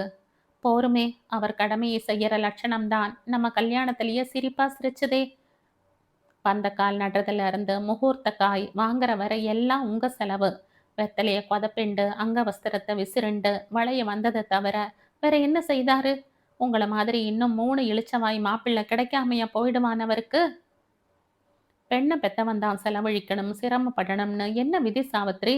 அந்த விதியை மாத்தி எழுதணும்னு தான் என் கல்யாணத்தை என் செலவுலையே நடத்த ஆசைப்பட்ட நான். இதுக்கு இளிச்சவாய் பட்டம் கொடுக்குற நீ? உங்க வயசை பத்தி யாரும் பேசிடக்கூடாதுன்னு பணத்தை வாரி இறைச்சிட்டு அதுக்கு பெருந்தன்மைன்னு ஒரு பெயரும் கொடுக்கிற சாமர்த்தியம் யாருக்கும் வராது. இருந்துட்டு போகட்டும் சாவித்ரி. நான் சாமர்த்தியக்காரன்தான். நாளைக்கு விருந்துக்கு வருவியோன்னோ? எனக்கு வர இஷ்டம் இல்ல. இப்படி சொன்னா எப்படி? எனக்கு வர பிடிக்கல. நீ வராட்டா அங்க எல்லார் முகமும் வாடி போயிடும். போகட்டுமே. உங்க வயசை நினைச்சு நான் வாடி போய் நின்னப்போ எனக்காக அங்க யார் வருத்தப்பட்டா, இல்ல கவலைப்பட்டா? ப்ளீஸ் சாவித்ரி, எனக்காக வா. நீ வராட்டா எல்லாரும் என்னத்தான் தப்பா பேசுவா. நான் வரணுங்கிறத விட உங்களை யாரும் தப்பா பேசிடக் கூடாதுன்ற சுயநலம் தானே உங்க பேச்சுல தூக்கல தெரியறது. சந்துரு சோர்ந்து போனான். எதை பேசினாலும் சுருக் சுருக் என்று குத்தி பேசி பதில் பேசுகிறவளிடம் என்ன பேசி எப்படி புரிய வைப்பது? அவள் வருவதும் வராததும் அவள் இஷ்டம். அவள் வந்தாலும் வராவிட்டாலும் தான் மட்டுமாவது போய் வருவது என்று முடிவு செய்தான் அவன். மறுநாள் சந்துரு மட்டும்தான் கிளம்பினான். அந்த 3 நாள் என்ற காரணத்தோடு சாவித்ரி வர மறுத்து விட்டாள். என்ன மாப்ள, நீங்க மட்டும் தனியா வரேள்? சாவித்திரிக்கு என்ன? அவ வெளியில. அதான். இத சொல்லியிருந்தா இன்னும் 4 நாள் கழிச்சு விருந்து வச்சிருப்பனே. தம்பதியா வரது தானே விசேஷம். பரவாயில்ல, இன்னும் எவ்வளோ முறை வரத்தான போறோம். அத்திம்பேர் லைம் ஜூஸ் சாப்பிடுங்கோ. உங்களுக்காக ஸ்பெஷலா கலந்து பக்கத்தாத்து ஃப்ரிட்ஜில் பத்திரப்படுத்தி வச்சிருந்தோம். ஏன் நம்மாத்து ஃப்ரிட்ஜ் ரிப்பேரா? இருந்தா தானே ரிப்பேர் ஆக. ஃப்ரிட்ஜ் இல்ல? அது சரி. அதெல்லாம் இந்த சாமானியனால வாங்க முடியிற விஷயமா? எங்க ஃப்ரிட்ஜ் மண்பானை தான். ஒரு துண்டு வெட்டி வேற வெள்ளை துணியில கட்டி உள்ள போட்டு வச்சுட்டோம்னா, தேவாமிர்தம் தோத்து போயிடும். பானை தண்ணிக்கு ஈடு ஆகாது தான். இருந்தாலும் வீட்ல ஒரு ஃப்ரிட்ஜ் இருந்தா பல விஷயங்களுக்கு உபயோகமா இருக்குமே! உங்களுக்கு ஆட்சேபனை இல்லன்னா, நான் ஒரு ஃப்ரிட்ஜ் வாங்கி தர்றேன். மாப்பிள வாங்கி வைக்கிறதா? நன்னா இருக்கு. 4 பேர் மதிப்பாளா என்ன? அன்பா வாங்கி தர்றத எதுக்கு மரியாதைங்கிற பேரால மறுக்கிறேள்? அதெல்லாம் முடியாது. நாளைக்கே ஒரு ஃப்ரிட்ஜ் இங்க வரும். அதுக்கான இடமும், பிளக் பாயிண்ட்டும் ரெடி பண்ணி வச்சுடணும். சந்துரு சொல்ல அவர்கள் முகம் சந்தோஷத்தில் மலர்ந்தது. ஃப்ரிட்ஜ் வாங்கித் தரப்போகும் அத்திம்பேரை மைத்துனிகளும் மைத்துனனும் விழுந்து விழுந்து உபசரித்தார்கள். சாப்பாட்டுக்கு பிறகு ரமேஷ் தன் செஸ் போர்டை எடுத்து வந்தான். பிளாட்பாரத்தில் விற்கும் 10 ரூபாய் காய்களும் போர்டும் அது. இது என்ன போர்டு? காயெல்லாம் இத்துணுண்டா? இதுக்கே அப்பாட்ட 5 நாள் கெஞ்சி கூத்தாடி இருக்கேன். அப்படியா? அப்போ ஒன்று செய். நாளைக்கு நீயும் என்னோட ஃப்ரிட்ஜ் வாங்க வா. அப்படியே உனக்கு நல்ல செஸ் போர்டும் காயின்ஸும் வாங்கி தரேன். தேங்க்ஸ் அத்திம்பேர். அப்பாட்ட இப்ப சொல்லாதீங்கோ. வாங்கப்படாதுன்னு கத்துவார். அங்க என்னடா அத்திம்பேர்கிட்ட குசு குசுன்னு பேச்சு. சித்த நாழி அவர் படுக்கட்டுமே. சாப்பிட்ட உடனே எதுக்கு விளையாட கூப்பிடுற? பரவாயில்ல இருக்கட்டும். எனக்கு பகல் தூக்கம் வராது. சந்துரு ரமேஷோடு 3 கேம் ஆடி 2 கேம் தோற்றான். செஸ் விளையாடி ரொம்ப நாள் ஆனதில் பல மூவ்கள் சில்லித்தனமாயிருந்தது. சபாஸ் ரமேஷ், நல்லா விளையாடுற. டோர்னமெண்ட் ஏதாவது போகலாமே. எங்க அத்திம்பேர், செஸ் கத்துக்க ஒரு கிளப் இருக்கு. ஆனா அப்பா பணம் கொடுக்க மாட்டார். நீ ஜாயின் பண்ணு. நான் பணம் கட்டுறேன். விஸ்வநாதன் ஆனந்த் மாதிரி ஆகணும் நீயும். அப்பா கத்துவார். ஃப்ரீ கோச்சிங்னு சொல்லி சமாளி. சந்துரு மைத்துனனை உற்சாகப்படுத்தினான். வெயில் தாழ அங்கிருந்து புறப்பட்டான். சாவித்ரி சிட் அவுட்டில் அமர்ந்து ஏதோ ஒரு வார இதழ் படித்து கொண்டிருந்தாள். சந்துரு மாமியார் கொடுத்தனுப்பிய பொட்டலத்தை அவள் மடியில் வைத்தான். என்னது? உங்க அம்மா கொடுத்தனுப்பினா வடையும் ஸ்வீட்டும். எனக்கு வேண்டாம். சாப்பிட்றதும் சாப்பிடாததும் ஓ இஷ்டம். கொடுக்க சொன்னா கொடுத்துட்டேன். சந்துரு உள்ளே போக சாவித்ரி பொட்டலத்தோடு அவனை பின்தொடர்ந்தாள். நான் வரலையேன்னு ஒருத்தரும் கேட்கலையா? கேட்டா. வரலையேன்னு வருத்தப்பட்டாளா? அப்படியெல்லாம் தெரியல. ஆ, அவளாவது வருத்தப்படுறதாவது. கடன் கழிஞ்சதுன்னில்ல இருக்கா? தப்போ சரியோ நடந்தது நடந்து போச்சு சாவித்ரி. நீ குத்தி காட்டணும்னா என்ன குத்தி காட்டு. அவமானப்படுத்தணும்னா என்ன படுத்து. கொல்லணும்னா கூட என்ன கொல்லு. வயசான வாளை வேதனைப்படுத்துறது தப்பு. பரவாயில்லையே, ஒரே நாள்லயே உங்களை வளைச்சு போட்டுட்டா.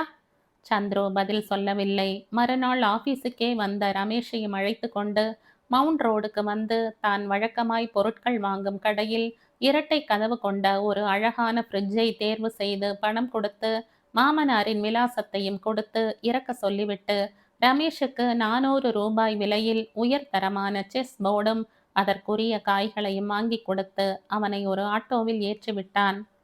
அப்புறமா வந்து பார்க்குறேன்னு சொல்லு ஆத்துல. மறுபடியும் தேங்க்ஸ் சத்திம்பேர். போதும்டா. அவனை அனுப்பிவிட்டு அப்படியே ஆபீஸுக்கு திரும்பி போய் முக்கியமான வேலைகளை முடித்துவிட்டு அவன் வீட்டுக்கு வரும்போது இரவு வெகு நேரமாகிவிட்டது. டிவி பார்த்து கொண்டிருந்த சாவித்ரி அவனை கண்டதும் எழுந்து சென்று அதை அணைத்துவிட்டு உள்ளே போனவள் சற்று நேரத்தில் வெளியில் வந்தாள். உங்க மாமியார் ஃபோன் பண்ணா. உங்க அம்மாவா? என்ன விஷயமாம்? உங்க மாமியார் தான். ஃப்ரிட்ஜ் சூப்பரா இருக்காம். நாளைக்கு ஐஸ்கிரீம் பவுடரும் 5 லிட்டர் பாலும் வாங்கி தரணுமாம்.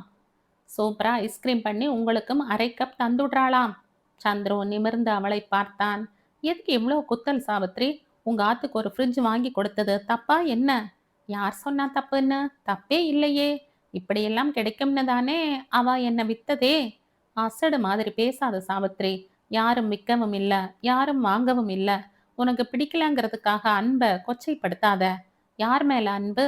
எல்லார் மேலையும் தான். எங்க அம்மா சொல்லி கொடுத்த வேதம் அது. லோகத்துல இருக்கிற எல்லா உயிரையும் நேசிக்கணும்டா சந்துரு.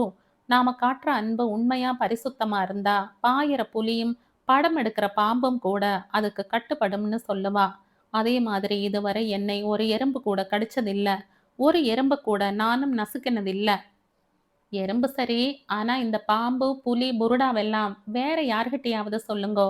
நான் நம்பணும்னா புலியும் பாம்பும் இங்க கொண்டு வந்து நிரூபிக்கணும். உனக்கு நிரூபிச்சு என்ன ஆகப் போறது? ஒரு நாள் நீயே உணர்வ சாவித்ரி. அன்பு எவ்வளோ பெரிய விஷயம்னு. என்னதான் அன்பை கொட்டினாலும் பாம்பு பாம்புதான், புலி புலிதான்னு நீங்களும் ஒரு நாள் புரிஞ்சுப்பேள். ரெண்டும் தன் புத்தியை காட்டாம இருக்காது. எதுக்காக இத சொல்ற? யார பாம்பு, புலிங்கிற? அதுவும் உங்களுக்கே புரியும். நடந்த கல்யாணம் எனக்கு பிடிக்காம நடந்துட்டாலும், என் விதி உங்களோடதான்னு இருக்கிறத நான் ஏத்துண்டாச்சு. உங்களோட சந்தோஷமா வாழ நான் தயார். ஆனா ஒரு கண்டிஷன். என்ன? சந்துரு வியப்போடு கேட்டான். இவ்வளவு சீக்கிரம் அவள் மனம் மாறும் என்று அவன் நினைக்கவில்லை. நம்ம கல்யாணத்தை பொறுத்தவரை உங்கள பேச விடாம பண்ணி, என்னை ஏமாத்தின எங்க அப்பாவை நான் மன்னிக்க தயாரா இல்ல. வசதி இல்லன்னு தெரிஞ்சும் எதுக்கு வச வசன்னு குழந்தைகள பெத்துக்கணும்? அப்படி பெத்துட்ட காரணத்தாலேயே எதுக்காக அவளை பாரமா நினைக்கணும்? இப்படியெல்லாம் ஏமாத்தி எதுக்கு கல்யாணம் பண்ணணும்? அதனால எங்க அப்பாவை நான் மன்னிக்கவே மாட்டேன். நாம சந்தோஷமா இருக்கணும்னா, இனிமே அந்த வீட்டுக்கு எந்த காரணத்த கொண்டும் நாம போகக்கூடாது. அவளும் இங்க வரக்கூடாது. அதெப்படி சாவித்திரி? தொப்புள் கொடிய வேணா அறுத்துடலாம். உறவுகள அப்படி அறுத்தெறிஞ்சுட முடியுமா? எரிஞ்சுதான் ஆகணும். இதுக்கு சம்மதம்னா, இந்த வினாடியில இருந்து நம்ம சந்தோஷம் ஆரம்பமாகும். சந்துரு அவளையே பரிதாபமாக பார்த்தான். எனக்கு உன்னை கல்யாணம் பண்ணி வச்சுட்ட வெறுப்பு உங்க அப்பா மேல இருக்கிற வரைக்கும் என்னையும் நீ வெறுக்கிறதா தானே அர்த்தம் சாவித்ரி? அப்புறம் எப்படி நாம சந்தோஷமா இருக்க முடியும்? கடமைக்காக நாம இயந்திரமா மாறவே வேண்டாம். என்னைக்கு என்ன கல்யாணம் பண்ணிண்டதுக்காக நீ உண்மையாவே பெருமைப்படுறியோ அன்னைக்கு சொல்லு. அது வரைக்கும் நான் இப்படியே உனக்காக தவம் பண்ணிண்டு இருக்கேன். சந்துரு தன் அறைக்கு செல்ல சாவித்ரி ஸ்தம்பித்து நின்றாள். ஒரு வாரம் கழித்து சாவித்திரியின் குடும்பம் மாப்பிள்ளையின் வீட்டுக்கு வந்தனர். தங்கைகளும் தம்பியும் தங்கள் சொந்த வீடு போல் உரிமையோடு எல்லா இடத்திலும் புகுந்து புறப்பட சாவித்திரி எதற்கு வந்தீர்கள் என்பது போல முகத்தில் மருந்துக்கு கூட சிரிப்பின்றி இருந்தாள். ஏண்டி சாவித்திரி, ஆபீஸ் ஜாயின் பண்ணியாச்சா என்ன? ஏன் ஆத்து பக்கமே வரமாட்டேங்கிறையே? அதான் கேட்டேன். என்ன கோபம் உனக்கு? அதான் உன் மாப்பிள்ள அட்டெண்டன்ஸ் கொடுக்கறாரே, அப்புறம் என்ன? நீ சொன்னாலும் சொல்லாட்டாலும் தங்கமான மாப்பிள்ளை தாண்டி. அக்கம் பக்கத்துல எல்லாரும் சொல்லி சொல்லி மாஞ்சு போறா. இப்படி ஒரு மாப்பிள்ளை கிடைக்க புண்ணியம் பண்ணி இருக்கணுமா? ஃப்ரிட்ஜ் நன்னா வேலை செய்யறதா? கிலோ கிலோவா ஐஸ் வைக்கிற மாப்பிள்ளைக்கு? சாவித்திரியின் குத்தலில் அம்மாவின் முகம் சுண்டி போயிற்று. இத பார் சாவித்திரி, ஃப்ரிட்ஜ் வேணும்னு நாங்க கேட்கல. மாப்பிள்ளையா விருப்பப்பட்டு வாங்கி கொடுத்தார். வேண்டாம்னு எவ்வளவோ சொன்னோம். பிடிவாதமா கொண்டு வந்து இறக்கிட்டார். ஏங்கா, அத்திம்பேர் ஃப்ரிட்ஜ் வாங்கி கொடுத்ததுல உனக்கு இஷ்டம் இல்லையா? நான் அப்படி சொன்னனா? பின்ன முதலா உங்க ஆத்துக்கு வரோம், ஓடி வந்து கட்டிப்பேன்னு பார்த்தா உம்முன்னு இருக்க, குத்தலா பேசுற. திடீர் பணக்காரியா மாறிட்டியே, அதனாலயா? சாவித்திரி தங்கைகளை முறைத்தாள். ஆமா, எனக்கு கர்வந்தான். எப்படி வேணா வச்சுக்கோங்கோ. என்னாச்சு சாவித்ரி? யார் மேல கோபம் உனக்கு? எல்லார்கிட்டையும் வெடு வெடுன்னு விடற.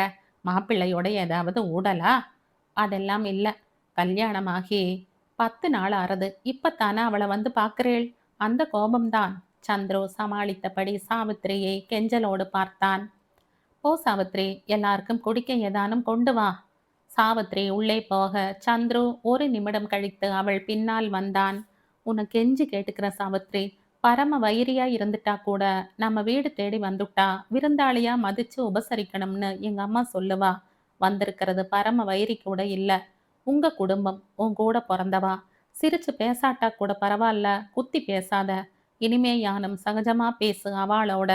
சந்துரு கை கூப்பி கேட்டுக்கொண்ட பிறகு சாவித்ரி அவர்களிடம் சற்று சகஜமாக பேசினாள். அவர்கள் புறப்பட்டு செல்லும் வரை போய் புன்னகை சிந்தினாள். அம்மா உதவி செய்ய எல்லோருக்கும் சமைத்து போட்டாள்.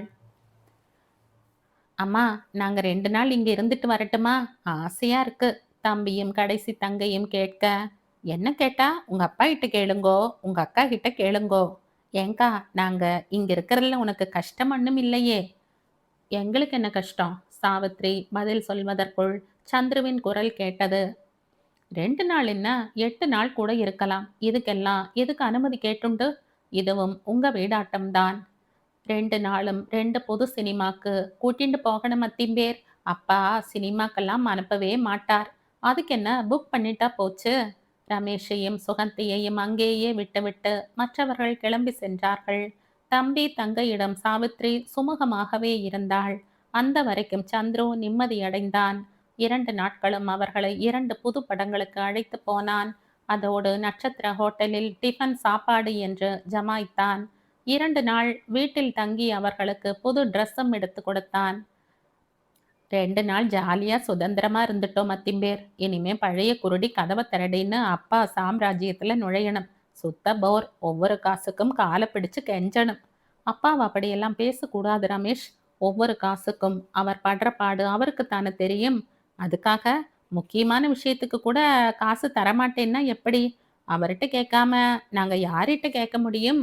ஏன் என்கிட்ட கேளேன். நான் ஒன்றும் வேற்று மனுஷன் இல்லையே. இனிமே பணம் வேணும்னா என்கிட்ட வந்து வாங்கிக்கோ. அப்பாவ அப்பாவை தொந்தரவு பண்ணாத. சரியா? சுகந்தி, உனக்கும் தான் சொல்றேன். எப்ப எது வேணும்னாலும் தாராளமா எனக்கு ஃபோன் பண்ணுங்கோ. ரமேஷையும் சுகந்தியையும் போகிற வழியில் வீட்டில் விட்டு அப்படியே ஆபீஸுக்கு போனான் சந்துரு. என்னடா, அக்காவாத்து சாப்பாடு எப்படி இருந்தது? 2 பேரும் ஒரு சுத்து பெருத்துட்டாப்புல இருக்கு. அதை ஏன் கேட்குற? 2 நாள் ராஜ உபச்சாரம் தான். உன்னை விட அக்கா நன்னா சமைக்கிறாம்மா. ஆ, சொல்ல மாட்ட. மாப்பிள்ளைய மாதிரி தாராளமாக சாமான் வாங்கி போட்டா நானும் நன்னா தான் சமைப்பேன். சும்மா சொல்லப்படாது. அத்திம்பேர்னா அத்திம்பேர் தான். செலவழிக்க அஞ்சறதே இல்லை. எங்களுக்கு ட்ரெஸ் வேற எடுத்து கொடுத்தார். ஹோட்டல் என்ன, சினிமா என்ன, கேக் என்ன, ஐஸ்கிரீம் என்னன்னு ஒரே அமர்க்களந்தான். அதுக்கு உங்க அக்கா மூஞ்சியை தூக்கி வச்சுட்டு இருந்தாளோ? அதெல்லாம் இல்லை, சாதாரணமாக தான் இருந்தா. அது என்னமோ எங்களை கண்டாத்தான் ஆகலை. மாப்பிள்ளை ஃப்ரிட்ஜ் வாங்கி கொடுத்தது அவளுக்கு இஷ்டமில்லை போல இருக்கு. இருந்தாலும் அவ்வளோ குத்தி பேசுவான்னு நான் நினைக்கல. நம்மாத்து பொண்ணே நமக்கு சத்ருவாட்டமா பேசுறா. கல்யாணம் ஆகிட்டாலே குணமும் மாறிடும்னு சொல்றது சரிதான் போல இருக்கு. உன் குணம் மாறித்தாமா? ஆமா, தாராளமா இருந்தவ உங்க அப்பாவை கட்டின்றதும் கஞ்ச பிஸ்னாரி ஆயிட்டேன். வேற வழி? எனக்கு என்ன உத்தியோகமா, சம்பாத்தியமா? சுதந்திரமா 4 காசு செலவழிக்கவும் பிரத்தியாருக்கு செய்யவும். அக்காக்கு வேற ஏதோ கோவமா, இல்லாட்டி அவ அப்படி பேசுற டைப் கிடையாது. என்ன கோவமா இருக்கட்டும், பெத்த தாயார்கிட்டயா காட்டுவா கோபத்தை? அவ அப்படி பேசினதுக்கு இனிமே நிச்சயம் அவ ஆத்துக்கு போகப்படாதுன்னு வச்சுட்டேன். நீ போறைய போகலையோ, நாங்க அடிக்கடி போறதுன்னு வச்சுட்டோம். இங்கேயை விட அங்க ஜாலியா இருக்கு. சொன்னார் போலவே ரமேஷ் எதையாவது சாக்கு வைத்து கொண்டு வாரத்திற்கு ஒரு தரம் அங்கு போனான். அத்திம்பேரின் டெக்கில் நிறைய சினிமா போட்டு பார்த்தான். சந்துரு மாதா மாதம் அவன் செலவுக்கு கொடுக்கும் பணம் தவிர அதற்கு இதற்கு என்று ஏதாவது ஒரு காரணத்திற்காக அவரிடம் நைச்சியமாய் பணம் வாங்கி கொண்டான். அக்கா சம்பளம் குறைஞ்சு போயிடுது இல்லையா? இந்த மாசம் அப்பா மளிகை சாமானே சரியா வாங்கி போடல. அம்மா சாம்பார் வைக்கிறதே அபூர்வம் ஆயிடுத்து. வத்த குழம்பும் சுட்ட அப்பளமும் தான் பாதி நாள். ஒரு நாள் பேச்சு வாக்கில் ரமேஷ் இப்படி சொல்ல சந்துருவின் முகம் வேதனையில் ஆழ்ந்தது. அட பாவமே என்றான். உடனே ரமேஷிடம் 5 கிலோ பருப்பும் எண்ணெயும் மிளகாயும் வாங்கி வண்டியில் ஏற்றி அனுப்பினான். அன்றிரவு சாவித்திரியிடம் மெல்ல இது பற்றி பேசினான். நான் ஒன்று சொன்னா யோசிப்பியா சாவித்ரி? புடவை மடித்து கொண்டிருந்த சாவித்ரி திரும்பினாள். என்ன? நான் வாங்குற சம்பளமே நம்ம 2 பேருக்கும் எதேஷ்டம். ஸோ என்னைய வேலையை விட்டுட்டு வீட்டில் இருக்க சொல்கிறீளா? இல்லவே இல்லை. நான் முடிக்கிறதுக்குள்ள அவசரப்படுறியே. அப்புறம் நீ தாராளமாக வேலைக்கு போ. ஆனால் உன் சம்பளத்தை வழக்கம் போல உங்கள் அப்பா கிட்டேயே கொடுத்தா அவருக்கு உபகாரமாக இருக்காது. சாவித்ரி அவனை முறைத்து பார்த்தாள். கொடுத்துட்டு என் செலவுக்கு உங்ககிட்ட கை கட்டி நிற்க சொல்கிறீளா? எல்லாத்தையும் தப்பாவே புரிஞ்சுண்டா எப்படி? முழு சம்பளத்தையும் கொடுக்காட்டாலும் 3/4 வாசியாவது கொடுத்தா? அப்படி என்ன எங்க ஆத்து மனுஷா மேல அவ்வளோ கரிசனம்? என்ன சாவித்ரி இப்படி கேட்குற? உன்னை பெத்தவா எனக்கும் அப்பா அம்மா மாதிரிதான். உன் கூட பிறந்தவா எனக்கும் தம்பி தங்கை மாதிரிதான். அவளுக்கு செய்யாம நாம யாருக்கு செய்ய போறோம்? உறவுன்னு சொல்லிக்க எனக்கு வேற யார் இருக்கா? அதுக்காக செய்யறதுக்கும் ஒரு அளவு வேணும் இல்ல? அன்புக்கு அளவே கிடையாது சாவித்ரி. இந்த உலகத்துல நாம் அனுபவிக்கிற எதுவும் நம்மளோடது இல்ல. எங்க அம்மா அடிக்கடி சொல்வா, இந்த பூமி சத்திர மாதிரிடா சந்துரு. நாமெல்லாம் விருந்தாளி மாதிரி. மிஞ்சி போனா எத்தனை வயசு வரைக்கும் எல்லோரும் இருந்துட போறோம்? போகும்போது என்ன கொண்டு போக போறோம்? வரும்போதுதான் என்ன கொண்டு வந்தோம்? இருக்கிற வரை எல்லாரையும் நேசிச்சுட்டு போவோம் என்னவா? நாம கொடுக்கிற பொருள் எதுவும் நம்மளோடது இல்ல. நம்ம கிட்ட இருக்கிற பணமும் அப்படித்தான். நம்ம மூலமா வர்றது நம்ம மூலமா போகத்தான். சாவித்ரி அலுப்போடு அவனை பார்த்தாள். Excellent philosophy. ஒன்று பண்ணுங்கோ. உங்ககிட்ட இருக்கிற எல்லாத்தையும் தூசி துரும்பு கூட விடாம எல்லாருக்கும் தானம் பண்ணிடுங்கோ. 2 பேரும் இமயமலை பக்கமா போய் தவம் பண்ணுவோம். சந்தோஷம் சாவித்ரி. என்னோட நீ வருவேன்னா எல்லாத்தையும் இந்த நிமிஷமே விட்டுட்டு வர தயாரா இருக்கேன். 2 பேரும் போலாம்னு நீ சொன்ன வார்த்தைக்கு முன்னால என் காசு பணத்துக்கெல்லாம் என்ன பெரிய மதிப்பு இருந்துட போறது? சந்துரு சொல்ல சாவித்ரி ஒரு வினாடி திகைத்து போனாள். என்ன பேசுவதென்று புரியாமல் தடுமாறினாள்.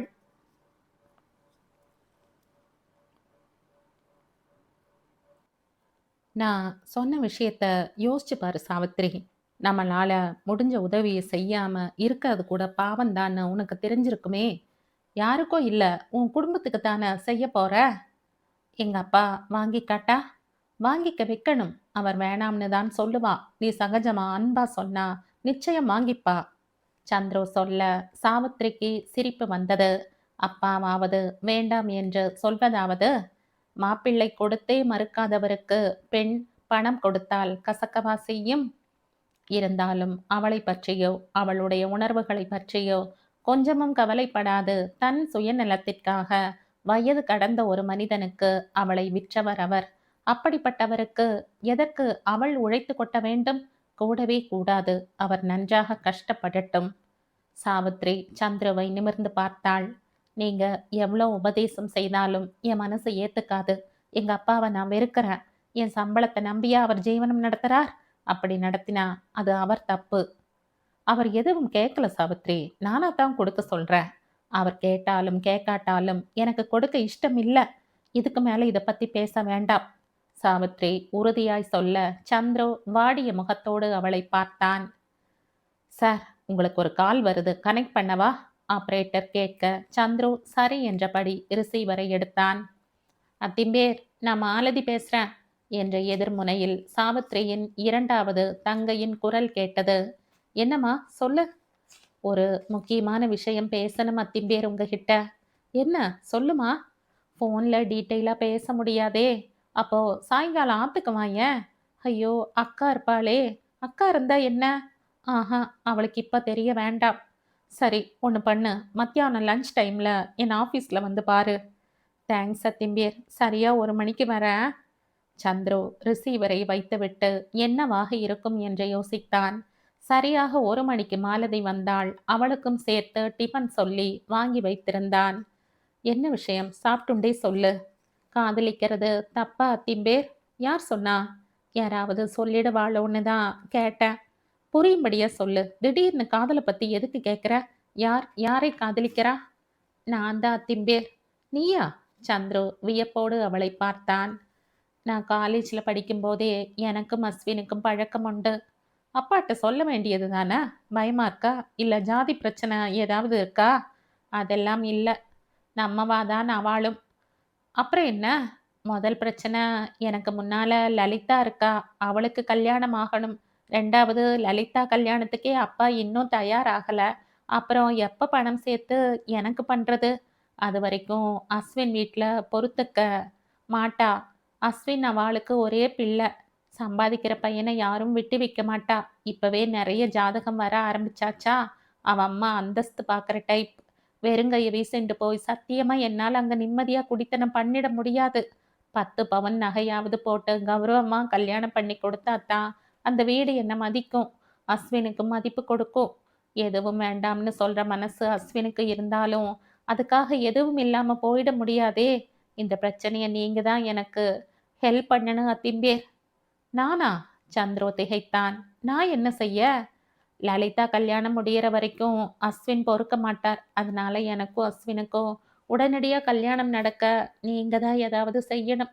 நீங்க என்ன செய்வேளோ தெரியாது. தெய்வம் மாதிரி நினைச்சு உங்ககிட்ட வந்து என் பாரத்தை போட்டுட்டேன். ஐயோ, என்ன மாலதி ஏதேதோ பேசிண்டு? பார்க்குறேன். என்னால முடிஞ்ச வர உதவுறேன்.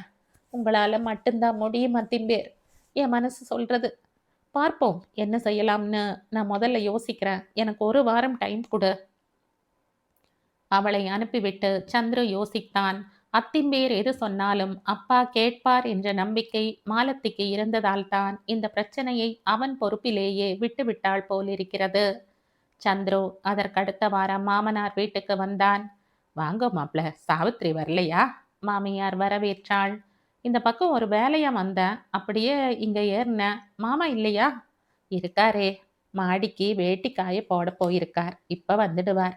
அப்புறம் கல்யாணமாகி 6 மாசம் ஆறது. ஒரு விசேஷமும் சொல்ல மாட்டேங்கிறேளே.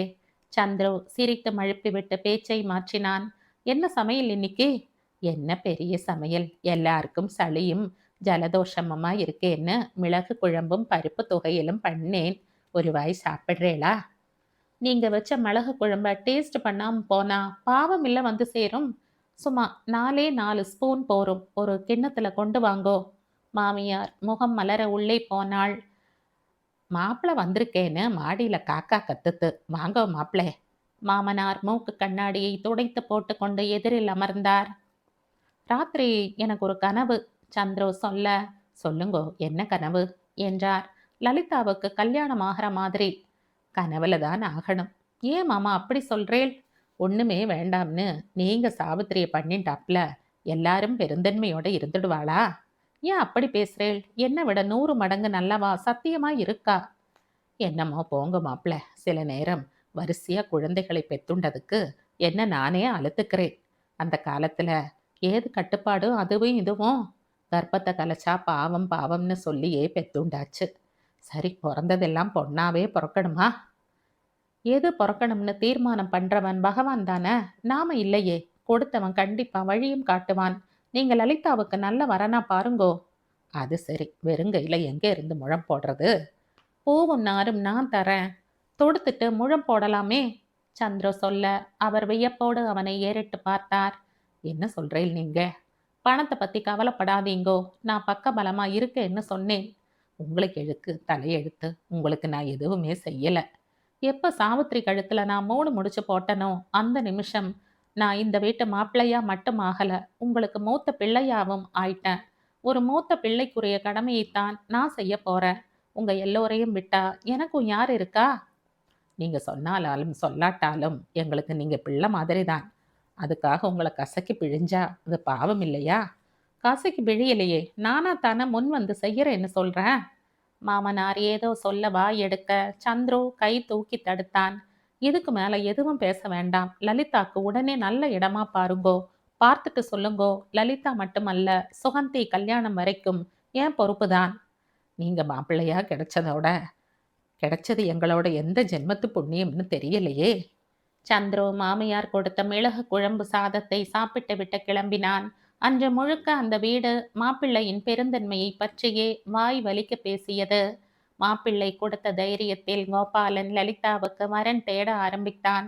சாவித்திரியை விட லலிதாவுக்கு நல்ல நிறமும் கூடுதல் அழகும் சுத்தமான ஜாதகமும் இருந்ததால் அதிக சிரமமின்றி ஒரு வரன் கிடைத்தது. பையன் கண்ணன் என்ஜினியர், வசதியான குடும்பம். முதலில் 20 பவுன் நகையும் மற்ற சீர்வரிசைகளும் கேட்க கோபாலன் முகம் வாடிப்போனார். தன்னால் அவ்வளவு முடியாது என்றார். அவ்வளவுதான். அந்த இடம் என்ற கை கழுவிய நிலையில் லலிதாவின் அழகில் வசீகரிக்கப்பட்ட மாப்பிள்ளை கண்ணன் தன் அம்மாவோடு தனியே பேசினான். பெண்ணை தனக்கு பிடித்து விட்டது என்றும் டிமாண்ட் எதுவும் செய்யக்கூடாது என்றும் அவர் போடும் நகையே போதும் என்றும் சொல்ல வேறு வழியின்றி அவர்கள் சம்மதிக்க கோபாலனுக்கு போன உயிர் திரும்பி சந்துருவோடு ஆலோசனை செய்து 10 பவுன் நகைக்கு ஒப்புக்கொண்டார். முதல் மாப்பிள்ளை கல்யாண செலவை தானே ஏற்றுக்கொண்ட கதையையும் சந்தடி சாக்கில் அவர்கள் காதில் போட்டு வைத்ததற்கு பலன் இருந்தது. பாதி செலவை தான் ஏற்றுக்கொள்வதாக சொன்னான் கண்ணன். தன் 2வது பெண்ணின் கல்யாண கடமை இத்தனை சீக்கிரமாக கழியும் என்று அவர் கனவில் கூட நினைக்கவில்லை. அதுவும் என்ஜினியர் மாப்பிள்ளை. பணக்கார அப்பாக்களுக்கே குதிரை கொம்பான விஷயம் தனக்கு சிரமமின்றி கிடைத்திருக்கிறது என்றால் எப்பேற்பட்ட ஜாதகம் தன்னுடையது என்று சொல்லி பெருமைப்பட்டு கொண்டார். லலிதாக்கு 10 பவுன் நகை நீங்க போட போறீளா? எதுக்கு? சாவித்திரி புருவம் நெறித்து அதிர்ச்சியோடு கேட்டாள். லலிதா யாரு சாவித்திரி? உன்னோட தங்கை தானே? அதுக்காக எங்க அப்பா பெத்துப்பார், நீங்க உழைச்சு கல்யாணம் பண்ணணுமா? நன்னா இருக்கு. ஒரு கல்யாணம் நடக்க நம்மளால் ஆன உதவியை செய்ய சந்தர்ப்பம் கிடைக்கிறதுக்கு கூட பாக்கியம் பண்ணி இருக்கணும் சாவித்ரி. இது வரைக்கும் நான் சொல்லி யார் கேட்டிருக்கா? என் வார்த்தைக்குத்தான் மதிப்பேது. சம்பள பணத்தை நான் கொடுக்க மாட்டேன்னு சொன்னதும் மாசம் 2000 ரூபாயை நீங்க திருட்டுத்தனமா என் பேரை சொல்லி கொடுத்துட்டு வர்றது எனக்கு தெரியாதுன்னு நினைச்சேளா? நான் வேண்டாம்னு சொன்னா இந்த 10 பவுனை கூட திருட்டுத்தனமா போடுவேள். எனக்கு என்ன வந்தது? உங்க பணம், நீங்க செய்யறே. தலையிட நான் யார்? எனக்கு என்ன உரிமைதான் இருக்கு? எப்படியோ போங்கோ. இந்த வரைக்கும் அவள் நிறுத்தி கொண்டதில் சந்துரு நிம்மதியடைந்தான். அடுத்த நாளே லலிதா மாமனார் மாமியார் மூவரையும் அழைத்து கொண்டு நகை கடைக்கு போனான். சாவித்திரி வர மறுத்துவிட்ட விஷயத்தை அவர்களிடம் சொல்லாது அவளுக்கு உடம்பு முடியலை என்று மட்டும் சொன்னான். லலிதாவின் மனசுக்கு பிடித்த நகைகளாக பார்த்து வாங்கியதில் கூடவே 2 பவுன் ஆயிற்று. தன் கிரெடிட் கார்டை கொடுத்து நகைகளை பேக் பண்ண சொன்னான். அப்பா என்ற முறையில் கோபாலன் திருமாங்கல்யத்திற்கு மட்டும் ஆர்டர் கொடுத்தார். நல்ல நாள் பார்த்து வாங்கி செல்வதாக கூறினார். பிஎஃப் லோன் போட்டு ஜவுளிகள் வாங்கினார். லலிதாவின் ஆபீஸில் அவளையும் லோன் போட சொல்லி கல்யாண செலவுக்கான பணத்திற்கும் ரெடி பண்ணி வைத்தார். மாப்பிள்ளைக்கும் சாவித்திரிக்கும் நல்ல புடவையும் வேட்டியும் வாங்கணும், மறந்துவிடாதீங்கோ. மனைவி சொல்ல கோபாலன் உதட்டை பிதுக்கினார்.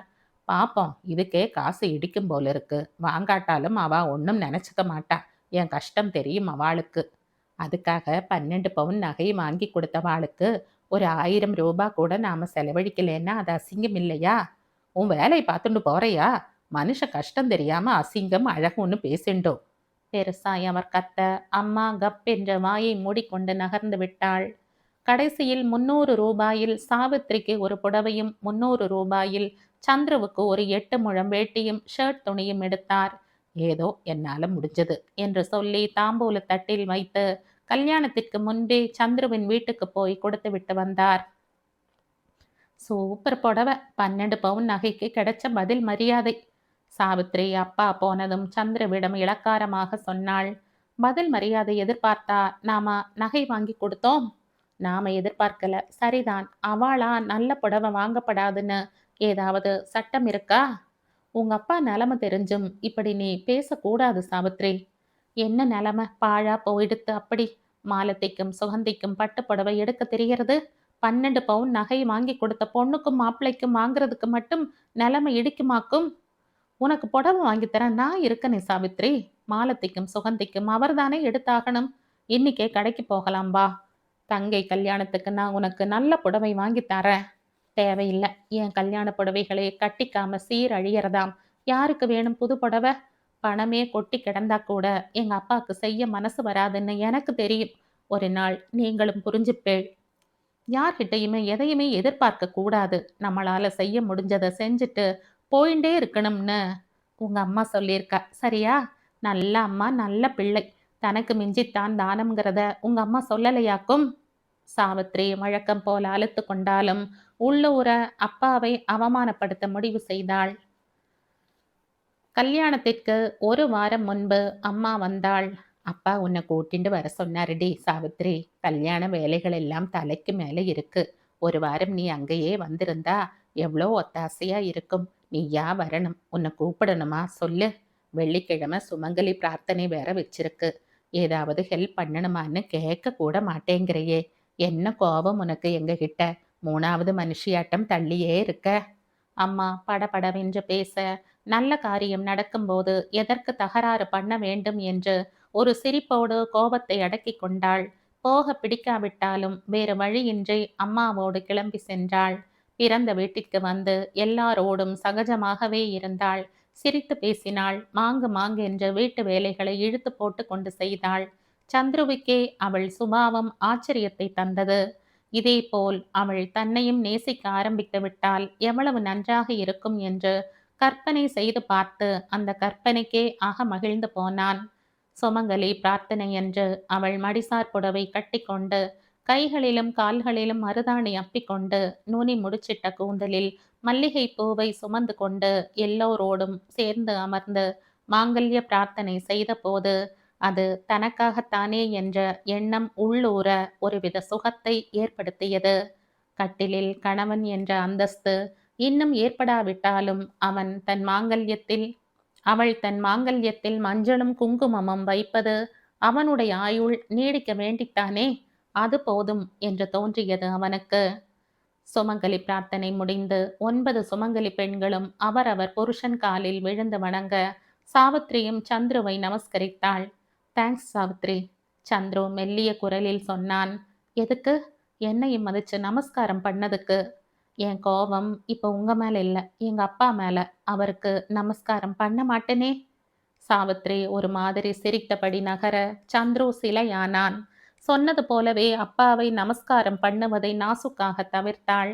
கல்யாணத்திற்கு முதல் நாள் காலை சத்திரத்திற்கு சாமான்களை ஏற்றி அனுப்பினார்கள். சந்துரு எல்லோருக்கும் அடிக்கடி போய் வர வசதியாக இருக்கட்டும் என்று 2 ஆட்டோக்களை 2 முழு நாட்களுக்கு வாடகைக்கு அமர்த்தினான். ஆட்டோக்கள் வீட்டுக்கும் சத்திரத்துக்குமாக மாறி மாறி ஓடியது. மாப்பிள்ளை வீட்டுக்காரர்கள் வந்திறங்கியதும் சத்திரம் பரபரப்பாயிற்று. மாப்பிள்ளை கண்ணன் ஜம் என்று கம்பீர புன்னகையோடு உள்ளே வந்தான். ஜானவாச ஊர்வலம் வேண்டாம் என்று சொல்லிவிட்டதால் நிச்சயதார்த்த வைபவம் சத்திரத்திலேயே விமர்சையாக நடந்தது. சம்பிரதாயங்கள் முடிந்து பெண்ணையும் மாப்பிள்ளையையும் ஜோடியாக நிறுத்தி புகைப்படங்களும் வீடியோவும் எடுக்க லலிதா கண்ணனின் ஜோடி பொருத்தத்தை பற்றி வந்திருந்தவர்கள் எல்லோரும் பாராட்டி பேச சாவித்திரியின் முகம் வேதனையில் சுருங்கியது. அப்பா மீது இன்னும் ஆத்திரம் அதிகமாயிற்று.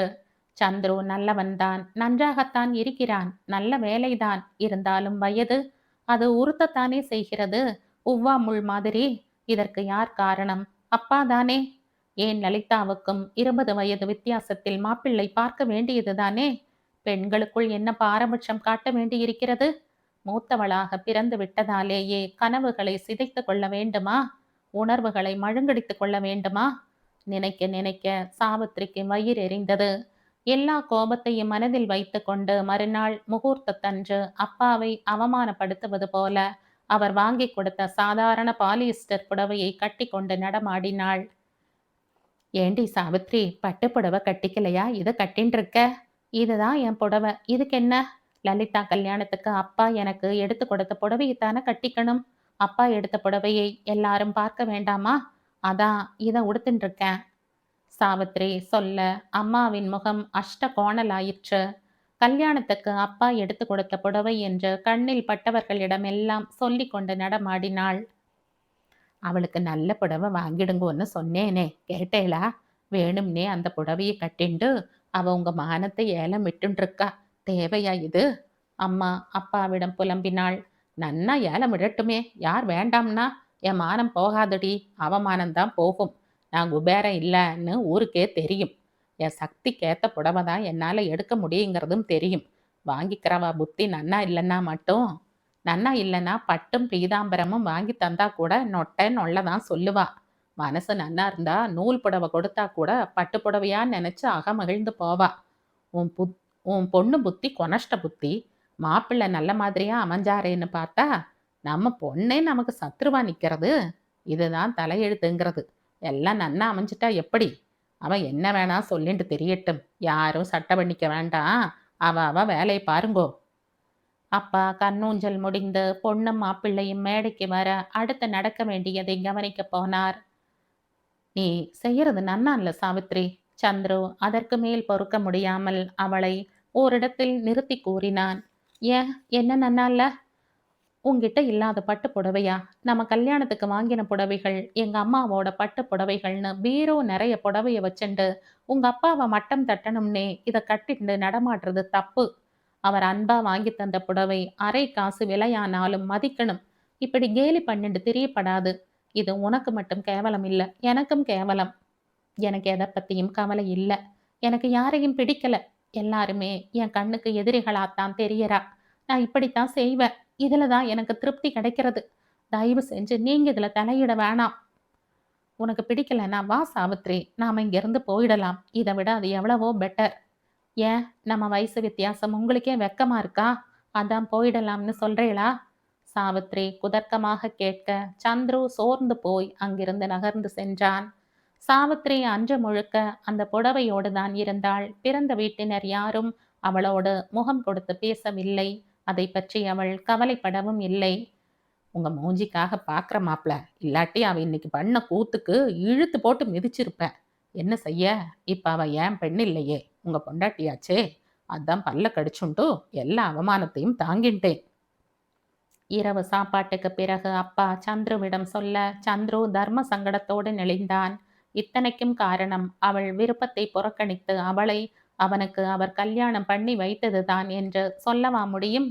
இன்னும் பூசல்கள் அதிகமாக வேண்டாம் என்று எண்ணியவன் மறுநாள் காலையிலேயே சாவித்திரியையும் அழைத்து கொண்டு அங்கிருந்து கிளம்பி விட்டான். உன் மனசுக்கு பிடிக்காத என்ன உனக்கு கல்யாணம் பண்ணி வச்சதுதான் உன்னோட இந்த ஆத்திரமான அசிங்கமான நடவடிக்கைக்கு காரணம்னா இந்த நிமிஷமே நாம பிரிஞ்சிடுவோம் சாவித்ரி. என் கூட நீ வாழணும்னு எந்த நிர்பந்தமும் இல்ல. உன் மனசுக்கு பிடிச்சவனா பார்த்து நீ இன்னொரு கல்யாணம் பண்ணிண்டு நிம்மதியா இரு. நானே உன் கல்யாணத்தை நடத்தி வைக்கிறேன். வரும் வழியில் சந்துரு அமைதியாக கூற சாவித்ரி அவனை முறைத்து பார்த்தாள். அடுத்த நிமிடம் தன் கையில் இருந்த கைப்பையை அவன் முகத்தை நோக்கி விசிறி அடித்தாள். எங்களை என்ன பொம்மைன்னு நினைச்சேளா? உங்க இஷ்டத்துக்கு கட்டிக்கிறதுக்கு? நீங்க நினைச்சா வெட்டி விடுறதுக்கும்?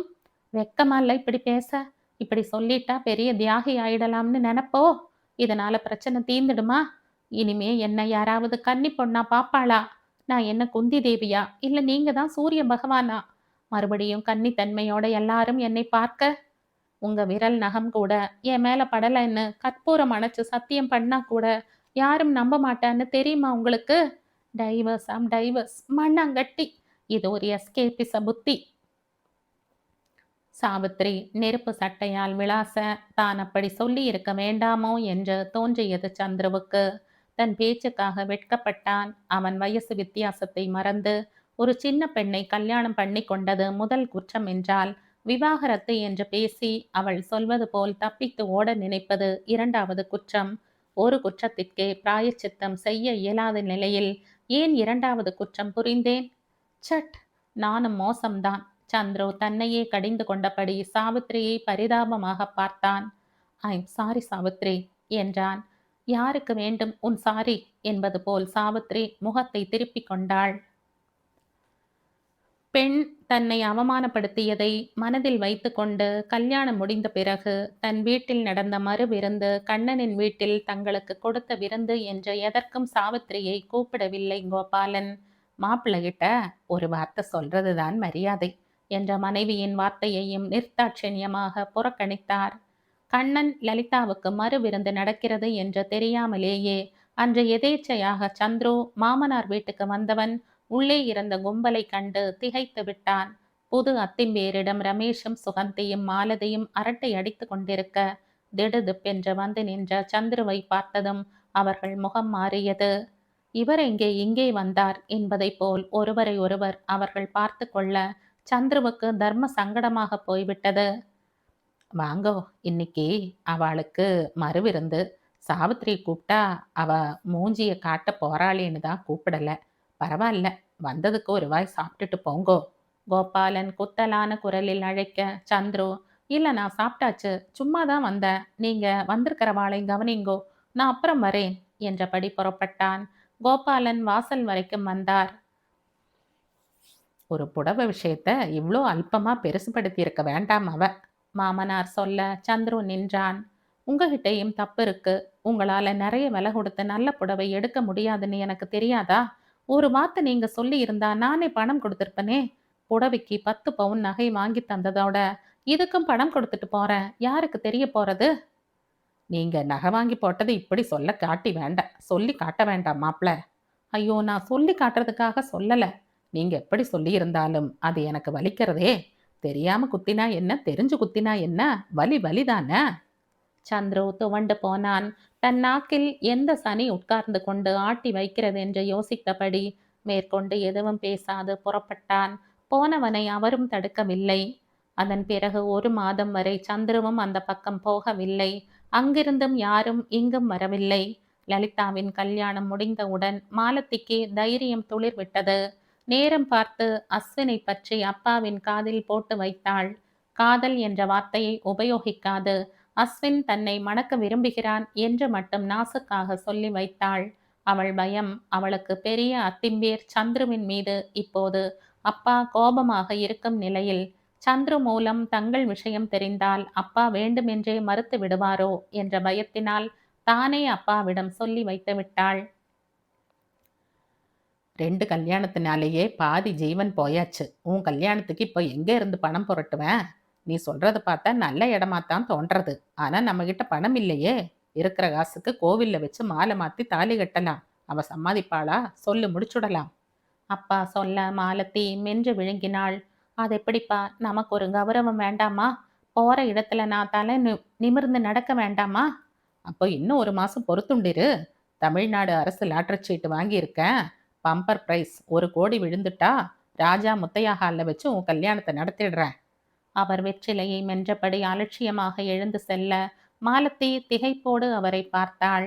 அப்பாவின் சம்மதம் கிடைத்தும் கூட பணம் தன் காதலுக்கு பிரச்சனையாக இருப்பதை எண்ணி வேதனைப்பட்டாள். சீக்கிரமே இந்த பிரச்சனை தீர்ந்து அஸ்வினோடு தான் இணைய வேண்டிக் கொள்ள மட்டும்தான் அவளால் முடிந்தது. மறுநாள் ஆபீஸில் வேலையில் ஆழ்ந்து இருந்தவளை ஆபரேட்டர் அழைத்தாள். உனக்கு ஒரு ஃபோன் மாலத்தி. மாலத்தி ரிசீவரை எடுத்தாள். மறுமுனையில் சந்துருவின் குரல் கேட்க வியந்தாள். என்ன விஷயம் அத்திம்பேர்? உன் மேட்டர் என்னாச்சு மாலத்தி? அதை பத்தி கேட்கத்தான் ஃபோன் பண்ண. லலிதா கல்யாணம் தான் முடிஞ்சாச்சே. அப்பாட்ட சொல்லிட்டேன் அத்திம்பேர். Is it? என்ன சொன்னார்? எல்லாம் சரிதான், பணத்துக்கு எங்க போகன்னு கையை விரிச்சிட்டாரு. ஏன் மாலத்தி, என்கிட்ட கேட்டா நான் தரமாட்டேனா? லலிதாவுக்கு போட்டதை நீங்க சொல்லி காட்டிட்டேலாம் அத்திம்பேர். அப்பாவுக்கு ரொம்ப வருத்தம். இனிமே உங்க உதவியை ஏத்துப்பாரான்னு தெரியல. நான் சொல்லி காட்டி பேசினேன்னு நீ நினைக்கிறியா மாலத்தி? ஐயோ, நான் அப்படி சொல்லல. அப்படின்னா 1 மணி நேரம் பெர்மிஷன் போட்டுட்டு எங்க ஆஃபீஸ்க்கு வா மாலத்தி. உன் கல்யாணத்தை பத்தி நாம பேசுவோம். வேற பிளான் ஏதாவது ஒர்க் அவுட் ஆகுமான்னு பார்ப்போம். மாலத்தி 4 மணிக்கு அவன் அலுவலகத்திற்கு வந்தாள். சந்துரு காஃபிக்கு சொன்னான்.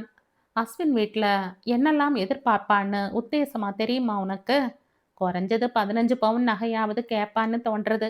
ஆனால் அஸ்வின் 10 பவுனுக்கு அம்மாவை கன்வின்ஸ் பண்ணுறதா சொன்னார். ஓகே, லலிதாக்கு போட்டாப்புல 12 பவுன்னு வச்சுப்போம். அப்புறம் அப்புறம் என்ன? வெள்ளி சாமான்கள், குத்து விளக்கு, தட்டு, பஞ்சபாத்திர உத்தரணி, டம்ளர், குங்குமச்செப்பு. என் சம்பளத்தில் சீட்டு சேர்ந்து விளக்கும் தட்டும் நானே வாங்கி வச்சிருக்கேன். மிச்சம்தான் வாங்கணும். Very good. அப்புறம் என்ன? ஜவுளி, சீர்வரிசை, கல்யாண சத்திரம், சாப்பாட்டு செலவு, இதுக்கெல்லாம் ஒரு 50. அவ்வளோதானே? மொத்தமாக உன் பேரில் 1,00,000 ரூபாய் போட்டு கொடுத்துட்றேன். நான் கொடுத்ததா சொல்லிக்க வேண்டாம். மாலதி பிரமிப்போடு அவனை பார்த்து எச்சில் விழுங்கினாள். இவ்வளோ பணம் ஏதுன்னு கேட்டா? லாட்ரி சீட்டு வாங்கினேன், அதில் விழுந்ததுன்னு சொல்லி சமாளிய. இப்பெல்லாம் 1 கோடி விழுந்தாத்தான் பேப்பரில் அமர்க்களப்படுத்துவா. 1,00,000 எல்லாம் தூசி. ஏதாவது ஒரு நம்பரை காட்டு, நம்பிடுவா. இதோ பார் மாலதி, சமாளிக்கிறது உன் சாமர்த்தியம், சரியா? சாவித்திரிக்கு கூட தெரிய வேண்டாம். ஆண்டவன் புண்ணியத்துல உனக்கு கொடுக்கறதுக்கு எனக்கு பகவான் கொடுத்துருக்கான். அந்த வரைக்கும் அவனுக்கு நான் நன்றி சொல்லணும். லலிதா நம்ப முடியாமல் அவனை பார்த்தாள். உங்களுக்கு நல்ல மனசு அத்திம்பேர். இந்த உதவியை நான் மறக்க மாட்டேன். உங்க அப்பா கிட்ட இப்படி நன்றி சொல்லிட்டு இருப்பியா? கண்ணை தொடச்சுட்டு கிளம்பு. சந்துரு சிரித்தான். அடுத்த 1 வாரத்தில் தாம்பரத்திற்கு அருகில் இருந்த ஒரு கிரவுண்டு நிலத்தை விற்று பணத்தை லலிதாவின் பெயரில் போட்டு பாஸ்புக்கை அவளிடம் வாங்கி கொடுத்தான். சீக்கிரமே முகூர்த்த நாளை வச்சுக்க சொல்லு. அப்பாக்கு இன்னும் என் மேல கோபம் குறையலையா? அதெல்லாம் இல்ல. இப்ப கோபம் இல்ல. ஆனா கௌரவம் தடுக்கிறது போல இருக்கு. இங்க வந்து பேசினா போதும் பழையபடி பேச ஆரம்பிச்சிடுவார். நேத்திக்கு கூட சொல்லிட்டு இருந்தார் உங்க தாராள குணத்தை பத்தி. வர சண்டே ஆத்துக்கு வாங்களேன் நத்திம்பேர். அம்மாவை விட்டு ஒரு ஃபோன் பண்ண சொல்ல மாலத்தி. நாங்க 2 பேருமே வருவோம் இல்ல? சொல்ற அத்திம்பேர். மாலத்தி பண பிரச்சனை தீர்ந்த சந்தோஷத்தில் முக பிரகாசத்தோடு கிளம்பி சென்றாள். போகும் வழியில் 1/2 கிலோ இனிப்பு வாங்கி கொண்டாள். என்னடி ஸ்வீட்டோட வர? ப்ரமோஷன் ஏதாவது கிடைச்சிருக்கா? லாட்ரி அடிச்சிருக்கு. என்னடி சொல்ற? வீடு அவளை சூழ்ந்து கொண்டது. லாட்ரி அடிக்கட்டும்னு அப்பா அன்னைக்கு சொன்னார். ஒன்றும் நானும் 4-5 டிக்கெட் வாங்கினேன். அதில் ஒன்றுத்துக்கு 1,00,000 விழுந்துடுத்து. வெளியூர் லாட்டரி. அதை அந்த ஊருக்கு அனுப்பினா டேக்ஸ் அது இதுன்னு போக இழுத்தடிச்சு கொஞ்சம்தான் பணம் கொடுப்பான்னா ஆஃபீஸில் அதை விட பெஸ்ட் ஐடியாவும் கொடுத்தா. ஒரு பெரிய பணக்காரனாம். கருப்பை வெள்ளையா மாத்துறதுக்கு இந்த மாதிரி டிக்கெட்டை வாங்கிட்டு பணம் தருவானாம். எங்கள் ஆஃபீஸ் ஃப்ரெண்டு ஒருத்தர் கூட்டிட்டு போய் ஒரு செகண்ட்ல பணம் வாங்கி கொடுத்துட்டார். பணத்தை பேங்க்லேயும் போட்டாச்சு. கதை அடிக்கிறாப்பா. இதில் ஏப்ரல் மாதம் கூட இல்லையே, இப்படி கப்ஸா அடிக்கிறா. இந்தாங்கோ பாஸ்புக், சந்தேகம் இருக்கிறவா பார்த்துக்கலாம். மாலத்தி பாஸ்புக்கை எடுத்து கொடுக்க வீடு திகைத்து 1,00,000 என்று விழி விரித்தது. நீங்க சொன்னாப்ல 1 கோடி அடிக்காட்டாலும் 1,00,000 அடிச்சிருக்குப்பா. இது போரும் என் கல்யாணத்துக்குன்னு நினைக்கிறேன். அட்ரஸ் தரேன். அஸ்வினோட அம்மாவை பார்த்து பேசிட்டு வந்துடுங்கோப்பா. மாலத்தி உத்தரவிடுவது போல சொல்லிவிட்டு உடை மாற்றப் போனாள். ஒரு கல்யாணமே கேள்விக்குறியாயிருந்த வீட்டில் ஒரே வருடத்தில் 3 கல்யாணம் அடுத்தடுத்து நடக்கும் யோகம் எப்படி வந்ததென்று புரியாமல் திகைத்து நின்றார்கள் அப்பாவும் அம்மாவும். அடுத்து வந்த நல்ல நாளில் இருவரும் மாலத்தி கொடுத்த விலாசத்திற்கு போய் அஸ்வினின் அம்மாவோடு பேசினார்கள். ஜாதகம் எல்லாம் பார்த்தாச்சா? பொருந்தி இருக்கா? இனிமேதான் என் பொண்ணோட ஜாதகம். இதை கொடுத்துட்டு அப்படியே மற்ற விஷயங்களும் பேசிட்டு போலாம்னு வந்தோம். முதல்ல ஜாதகம் பொருந்தட்டும், மற்ற விஷயம் அப்புறம் பேசுவோமே. ஜாதகம் பார்க்க வேண்டாமா ப்ளீஸ்? பின்னால் அஸ்வினின் குரல் கேட்டது. என்னடா சொல்ற? எனக்கு இவர் பொண்ணை பிடிச்சிருக்குமா? ஜாதகம் அது இதுன்னு எந்த இடைஞ்சலும் வேண்டாம். எங்க மனசு பொருந்தி இருக்கு, அது போதும். அம்மா அவனை முறைத்து பார்த்தார். சரி, ஜாதகம் பார்க்க வேண்டாம், மற்ற விஷயமாவது பேச எனக்கு அனுமதி உண்டா? இல்ல அதுவும் நீயே பேசி முடிச்சிட்டியா?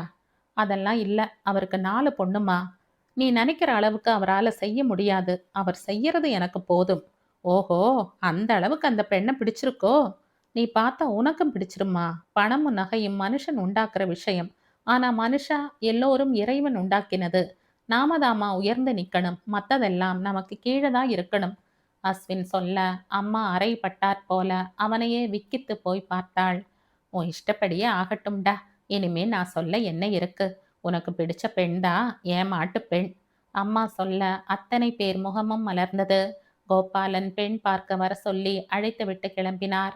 அவர் போன 10வது நிமிடம் அவர் வைத்து விட்டு போன ஜாதகத்தை கிழிப்பதற்காக எடுத்த அம்மாவின் பார்வையில் கோபாலனின் கோத்திரம் தெரிய அவள் முகம் மாறியது. இந்த கல்யாணம் நடக்காதுடா அஸ்வின், அவளும் நாமளும் ஒரே கோத்திரம், இது சரிப்படாது என்றாள். அஸ்வின் அதிர்ச்சி அடைந்தான். கோபாலன் வீட்டில் அவசர மாநாடு கூடியது. ஏக கோத்திரம் அவளே பெரிய பிரச்சனை ஏக கோத்திரம் அவ்வளோ பெரிய பிரச்சனையே இல்லையே. அடுத்த வீட்டு மாமி சொல்ல அனைவரும் அவளை ஆவலோடு பார்த்தார்கள். என்ன செய்யலாம் இதற்கு என்றார்கள். எங்க சொந்தக்கார பொண்ணுறுத்தி இப்படித்தான் ஏக கோத்திரத்து பையனை லவ் பண்ணா. அப்போ அந்த பொண்ணோட மாமா மாமிக்கு அவளை தற்காலிகமா தத்து கொடுத்து அவளை விட்டு கன்னியாதானம் பண்ண வச்சுட்டா. அப்போ கோத்திரம் மாறின மாதிரி கணக்குதானே. என்ன பெத்தவா தன் உரிமையை விட்டு கொடுக்கணும், அவ்வளவுதான். ஒரு நல்ல காரியம் நடக்கணும்னா விட்டு கொடுக்கறதுல தப்பு இல்லையே. அப்பா பொண்ணு உறவு விட்டு போகவும் போறதில்லை, அப்புறம் என்ன? அனைவருக்கும் இது நல்ல ஐடியாவாக தோன்றியது. அஸ்வினின் அம்மாவும் இதற்கு ஒப்புக்கொள்ள அப்பாடா என்று நிம்மதி பெருமூச்சு விட்டாள் மாலத்தி. தீபாவளிக்கு முந்தி முகூர்த்தம் வச்சிடுங்கோ, தலை தீபாவளி செலவு குறைஞ்சிடும். 3 மாப்பிள்ளைக்கும் சேர்த்து ஒரு வழியா சாப்பாடு போட்டுடலாமே. சாப்பாடு மட்டும் போட்டா போதுமா? உங்க மாப்பிள்ளை தங்கம் கோபாலன், யாரும் உங்களை பிடுங்க மாட்டா. நீங்க 51 ரூபாயை கொடுத்தாலும் ஆசையா வாங்கிப்பா. அப்புறம் என்ன, தலை தீபாவளியை ஜமாயிங்கோ. உங்க மாப்பிள்ளைகள் வெடிக்கிற வெடியில இந்த ஸ்டோர் அமர்க்களப்படணும். ஆவணி மாசத்தில் முகூர்த்த நாள் குறிக்கப்பட்டது. பொண்ணை யாருக்கு தத்து கொடுக்க போறேள்? அதுக்கு ஒரு சின்ன சடங்கு இருக்கு, சாஸ்திரிகள் கேட்க கோபாலன் யோசித்தார். என்ன யோசனை? உங்க மூத்த பொண்ணுக்கே கொடுக்கலாமே. சாஸ்திரிகளே சொல்ல மாலத்தியின் முகம் மலர்ந்தது. அம்மாவின் முகமும் மலர்ந்தது. அவர் சொல்றதும் சரிதான். மாப்பிள்ளை கோபமும் தீர்ந்துடும், சாவித்திரியோட வைராகியமும் குறைஞ்சிடும். கன்னியாதானம் பண்ற பாக்கியம் கிடைக்கிறதுன்னா சும்மாவா? கொஞ்சம் சும்மா இருக்கியா? கோபாலன் எரிந்து விழ அம்மா வாய் அடைத்து போனாள். 10 பவுன் நகையை போட்டுட்டு 100 தரம் சொல்லி காட்டினா உன் மாப்பிள்ள. என்னை மட்டம் தட்டுறாப்புல ஒரு புடவையை கட்டிண்டு நின்று என்னை அவமானப்படுத்தினா உன் பொண்ணு. அவ்வளோ லேஸ்ல மறந்துடுவேன்னா நினைச்ச? அவளை விட்டா ஆளா இல்ல. லலிதா உன் கண்ணன் இருக்காளே. இருந்தாலும் மூத்த பொண்ணு இருக்க 2வது பொண்ணுக்கு எப்படி? அவளுக்கு தெரிஞ்சா துடிச்சு போயிடுவா. போகட்டுமே, என்ன துடிக்க வைக்கல? பழி வாங்குற நேரமா இது? பெத்த பொண் தப்பே பண்ணிட்டாலும் பெத்தவா விரோதம் பாராட்டுவாளா? மாப்பிள்ளை பண்ணி இருக்கிற உபகாரத்தை எல்லாம் மறந்துடலாமா? அம்மா சொன்னதையே மற்றவர்களும் மாற்றி மாற்றி சொல்ல ஒரு வழியாய் அவர் மனம் இளகியது. எக்கேடு கெட்டு போங்கோ, ஆனா நான் போய் அவா கிட்ட கெஞ்ச மாட்டேன். நீங்களே போய் கூப்பிடுங்கோ. கன்னியாதானம் பண்ண மாட்டேன்னு மட்டும் அவா சொல்லட்டும், உங்களை விட்டுடுவேன். அவர் உரும அவர்களுக்கு அடி வயிற்றை கலக்கியது. சாவித்திரிக்கு நல்ல மூடு இருக்க வேண்டுமே என்று வேண்டியபடி மாப்பிள்ளையின் வீட்டுக்கு மாலத்தியையும் அழைத்து கொண்டு கிளம்பினாள் அம்மா. சாவித்திரி மழை வருமா என்பது போல் வானத்தை பார்த்துவிட்டு அம்மாவையும் மாலத்தியையும் பார்க்க அம்மாவுக்கு அவள் கிண்டல் புரிந்தது. பெத்த மனசு பித்துடி சாவித்திரி, ஓ வைராகியம் எனக்கு இல்ல. சரி உள்ளவா. சாவித்திரி சிரித்தபடி அழைத்தாள். மாமியாரை பார்த்துவிட்டு சந்துருவும் மாடியில் இருந்து இறங்கி வந்தான். வாங்கோ, சௌக்கியம் தானே? மாமா வரலையா? மாலத்திக்கு கல்யாணம் நிச்சயமாகி இருக்கு. அதுல ஒரு பிரச்சனை. ஏக கோத்திரம் ஆயிடுத்தோ. அம்மா நடந்த விஷயங்களை சொல்ல சாவித்திரி ஒரு மாதிரி சிரித்தாள். அதான பார்த்தேன். காரியம் இல்லாட்டா நீங்கள்லாம் இங்க வருவேளா? என்ன சாவித்திரி, வீட்டுக்கு வந்தவாளை குத்தி பேசிண்டு போய் காஃபி கொண்டு வா. நீங்க கவலையே பட வேண்டாம்மா. மாலத்தியை நாங்க தத்தெடுத்து கன்னியாதானம் பண்றோம். இந்த பாக்கியம் கிடைக்க கொடுத்து வச்சிருக்கணும். சந்துரு மனம் நிறைந்த சந்தோஷத்தோடு சொன்னான். இந்த கல்யாணத்துக்கு உனக்கு பட்டு புடவை எடுத்துடுறோம்டி சாவித்ரி. அப்பவே நான் எவ்வளோ சொன்னேன். உங்க அப்பா கிட்ட நல்ல புடவை எடுக்க சொல்லி. உங்க அப்பா கேட்டிருந்தா. உனக்கு தெரியாதா அவரை பத்தி? விட்டுருமா, அதை பத்தி இப்ப எதுக்கு பேசிண்டு? எனக்கு ஒன்றும் பட்டும் வேண்டாம், பீதாம்பரமும் வேண்டாம். தன் செய்கைக்கு தானே கூச்சப்பட்டாற் போல பேசினாள் சாவித்ரி. இந்த வரைக்கும் தங்களை மதித்து கன்யாதான உரிமையை தந்திருக்கிறார்களே என்ற சந்தோஷம் பழைய கசப்புகளை மறக்கடித்தது. அம்மாவோடும் மாலத்தையோடும் சிரித்து பேசினாள். தான் புதுசாய் கற்றுக்கொண்டு செய்த டிஃபனை கொடுத்தாள். கல்யாணத்துக்கு உனக்கு என்ன வேணும்டி மாலத்தி? என் வகையா என்ன தரட்டும் நான்? சொல்லு. தத்து கொடுத்துட்டா நீயும் அத்திம்பேரும் எனக்கு அம்மா அப்பா மாதிரிக்கா. அதுக்கு மேல என்ன வேணும் எனக்கு? மாலத்தி சொல்ல நெகிழ்ந்து போனாள். அவர்கள் போனதும் அதிசயமாக சந்திரவோடு அமர்ந்து பேசினாள். அப்பா அம்மான்னு சொல்லிட்டா அவளுக்கு நாம சீர் செய்ய வேண்டாமா? என்ன செய்யலாம் சொல்லு. தாம்பரத்துக்கிட்ட உங்களுக்கு ஏதோ நிலம் இருக்குன்னேளே, அதை அவ பேருக்கு எழுதி வச்சுட்டா? சாவித்ரி கேட்க சந்துரு திகைத்து போனான். திரு திருவென்று விழித்தான். என்னாச்சு? இப்படி பார்த்தா என்ன அர்த்தம்? அது நிலம் இல்லையா? பொய் சொன்னேளா? இல்ல, இருந்தது. இருந்ததுன்னா இப்ப இல்லைன்னு அர்த்தம். இப்ப இல்லைன்னா வித்துட்டேன்னு அர்த்தம். எதுக்காக வித்தேன்னு தெரிஞ்சுக்க எனக்கு உரிமை இருக்கா இல்லையா? தாராளமா இருக்கு. நீ எல்லா உரிமையும் எடுத்துக்கணுங்கிறது தானே என்னோட பிரார்த்தனையே. எதுக்கு வித்தேள்? நான் வித்ததுனால தான் இன்னைக்கு அப்பா அம்மாங்கிற ஸ்தானம் நமக்கு கிடைச்சிருக்கு. சாவித்ரி புருவம் சுருக்கி அவனை பார்த்தாள். புரியலையே. விபரமா சொன்னா கோச்சுக்க மாட்டியே? நீங்க சொல்ல வேண்டாம், நான் சொல்லவா? சந்துரு திகைப்போடு அவளை பார்த்தான். அந்த நிலத்தை நீங்க வித்தது எனக்கு தெரியும். எப்படி தெரியுமா? நீங்க கையெழுத்து போட்ட ரிஜிஸ்ட்ரேஷன் ஆஃபீஸ்ல இருக்கிற என் ஃப்ரெண்டு மூலமா தெரியும். நீங்க நிலம் விற்கிறேள். உடனே மாலத்தி கல்யாணம் நிச்சயமாறது. ரெண்டும் ரெண்டும் நாலுன்னு கணக்கு போட கம்ப்யூட்டர் தேவையில்லை. கர்ணனுக்கு அடுத்தாப்புல கொடுக்க பிறந்த வள்ளலாச்சே என் புருஷன். அடுத்தாப்புல சுகந்தி கல்யாணத்துக்கு விற்க ஏதாவது நிலம் நீச்சு இருக்கா? இல்ல வேற ஏதாவது ஐடியா வச்சிருக்கீங்களா? சந்துரு பிரமிப்போடு அவளை பார்த்தான். ஏன் புருஷன் என்று அவள் உரிமையோடு சொன்ன வார்த்தை அவன் காதுகளில் ரீங்காரமிட்டு அமிர்தமாய் உள்ளிறங்கியது. சாரி சாவித்ரி, உங்கிட்ட சொல்லாம வித்தது தப்புதான். தப்புன்னு நான் சொல்ல வரல. நம்மள மதிக்காத வாளுக்கு எதுக்கு செய்யணும்னு கேட்குறேன். குற்றம் பார்க்கில் சுற்றம் இல்லைன்னு உங்க அம்மா சொல்வாளா? என் மாமியார் இருந்தா 4 திட்டு திட்டலாம் போல இருக்கு. சலித்தபடி அவள் நகர சந்துரு சிரிப்பை அடக்கி கொண்டான். உச்சி வெயிலாய் சுட்டு கொண்டிருந்தவள் அந்தி வெயிலாய் மாறியிருந்த விந்தையை நினைத்து உள்ளூர வியந்தான். சூரியன் முழுக்க மறைந்து சந்திரோதயம் ஆரம்பிக்க போகும் நாள் வெகு தூரம் இல்லை என்று அவன் உள்மனம் சொல்லியது. கல்யாணத்திற்கு 2 நாள் முன்பு சம்பிரதாய தத்தெடுப்பு சடங்கு எளிமையாய் நடந்தது. மிக முக்கிய ஸ்தானம் கிடைத்து விட்டதால் சாவித்ரி சந்தோஷமான மனநிலையில் இருந்தாள். சந்துரு நிலம் விற்று பணம் கொடுத்த விஷயம் அப்பாவுக்கு தெரியாது என்பதால் அவருக்கு தெரியும்படி தங்கள் வகையாக மறுபடியும் ஏதாவது செய்ய வேண்டும் என்று எண்ணியவள் தங்கைக்கு 5 பவுனில் கழுத்து கொடி வாங்கினாள். பெண் வாங்கினதை அம்மா பெருமையோடு புருஷனிடம் காட்டினாள். அப்பா விட்டேற்றையாய் பார்த்துவிட்டு ஒன்றும் சொல்லாமல் எழுந்து போனார். நல்ல காலம் சாவித்ரி அதை கவனிக்கவில்லை. சூப்பரா இருக்குன்னார் உங்க அப்பா. அம்மா அழகாக பொய் சொன்னாள். எந்த சண்டை சச்சரவுமின்றி கல்யாணம் நல்லபடியாக முடிய வேண்டுமே என்ற கவலை அவளுக்கு. மடிசார் புடவையும் பஞ்ச கச்சமமாக சாவித்திரியும் சந்திரவும் தாரை வார்த்து கொடுக்க மாலத்தியின் கல்யாணம் ஒரு சின்ன பிரச்சனை கூட இல்லாது நடந்து முடிந்தது. தன்னால் தன் பெண்ணுக்கு கன்யாதானம் செய்து கொடுக்க முடியவில்லையே என்ற ஆதங்கம் கோபாலனின் அடி மனசில் இருந்தது. வந்திருந்தவர்கள் எல்லாம் சாவித்திரியையும் சந்துருவையும் கை குலுக்கி பாராட்டி சென்றதை கவனித்தவரின் முகம் சிரித்தது. மனிதன் நிறம் மாறுவது வெளியில் தெரிவதில்லை, ஆரம்பத்தில் சந்துருவை தலைமேல் தூக்கி வைத்துக் கொண்டு பேசிய வாய்தான் அடுத்தாற்போல் என்ஜினியர் மாப்பிள்ளை கிடைத்ததும் அந்த மாப்பிள்ளையின் பெருமையை பேசியது. தன்னிடம் ஒன்றும் இல்லாவிட்டாலும் அதிர்ஷ்டம் இருப்பதாக நினைத்தார் அவர். இல்லாவிட்டால் ஒரே வருடத்தில் அடுத்தடுத்து 3 கல்யாணம் நடந்து அவர் தகுதிக்கு மீறிய சம்பந்தங்கள் கிடைக்குமா என்ன? அப்படி கிடைக்க கிடைக்க அவரையும் மீறி அவருக்குள் ஒரு மமதையும் பெருமையும் கூடி புகுந்தது. அவர் ஒரு நிமிடம் யோசித்தால், இத்தனைக்கு காரணம் சந்துருவின் பக்கபலமும் அவன் செய்த உதவிகளும் தான் என்பதை அவர் மனம் இடித்து காட்டியிருக்கும். ஆனால் யோசிக்க அவர் மமதை இடம் கொடுக்கவில்லை. மனசாட்சியை மமதை மறைத்து மூடியது. மாப்பிள்ளைகளின் தயவில் வீட்டில் சாமான்கள் நிறைந்ததும் திமிர் கூடியது. கண்ணன் வந்ததும் சந்துரு துச்சமாக தெரிந்தான். அதிலும் 10 பவுன் போட்டதை அவன் சாதாரணமாக சொன்னாலும் கூட அன்றில் இருந்து அவர் வெறுப்பு வளர்ந்தது. என்ன பெரிதாக செய்துவிட்டான் இவன் என்று உள்ளூர பொறுமினார். அதற்கு பிறகு சந்துருவிடம் முகம் கொடுத்து பேசக்கூட பிடிக்கவில்லை அவருக்கு. அதற்கேற்றாற்போல் சாவித்திரியும் அடிக்கடி எதற்காவது முகத்தை காட்டவும் அவர் துவேஷம் இன்னும் கூடியது. உள்ளூர நிறைந்திருந்த அவரது துவேஷத்தை உணராமல் சந்துரு வழக்கம் போலவே அவரிடம் மரியாதையாக பேசினான்.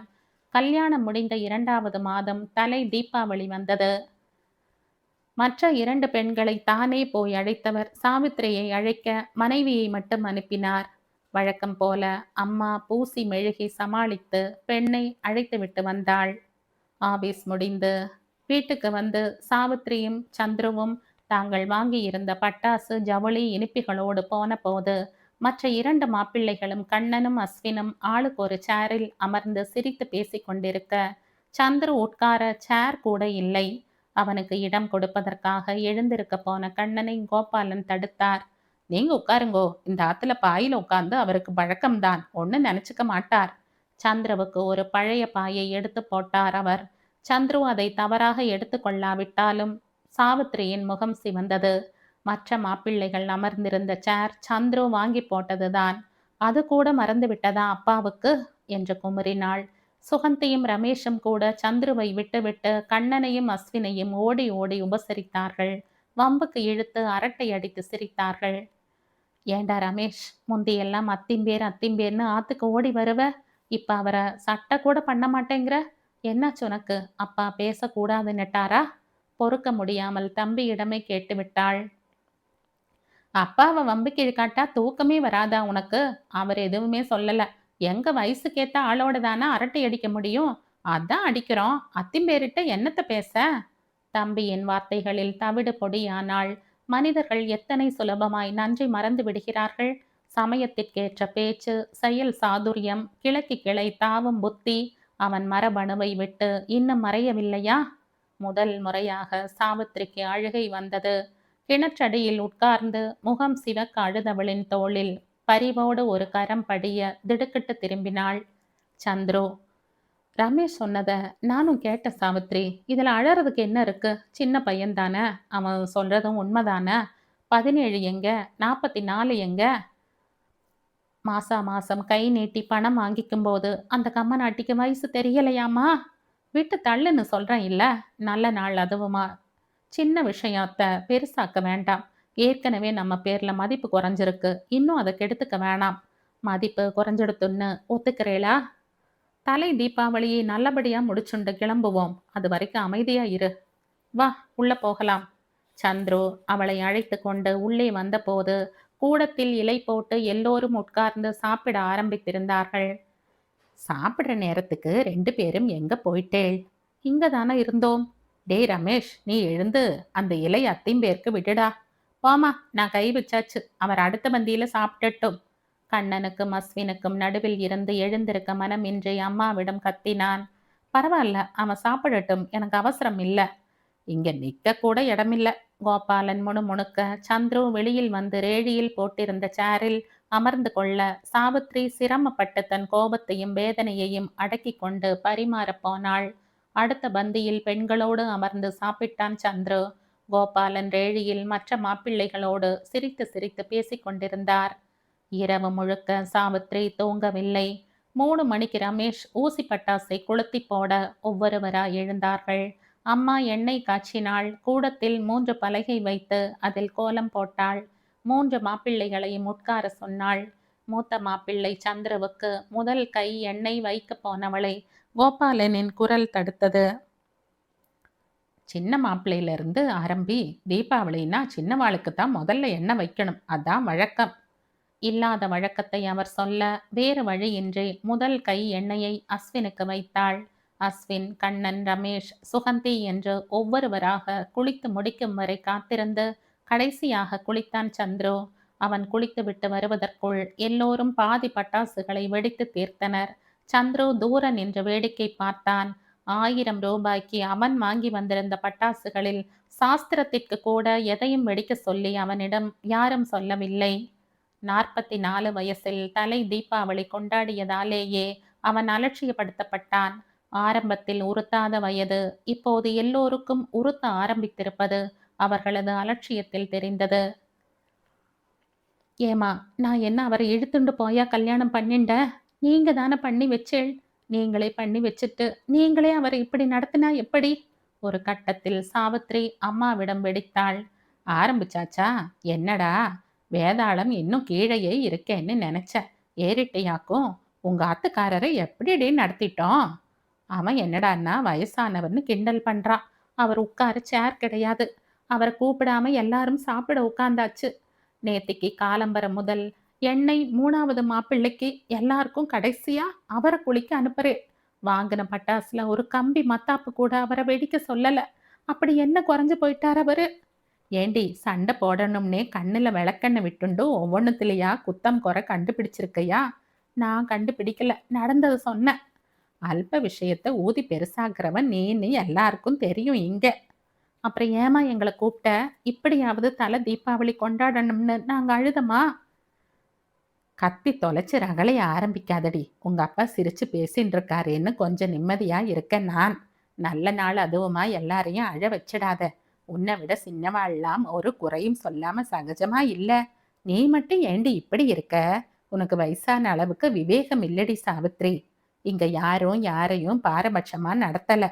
மஞ்ச கண்ணாடியை போட்டுண்டா எல்லாம் மஞ்சளாத்தான் தெரியும்.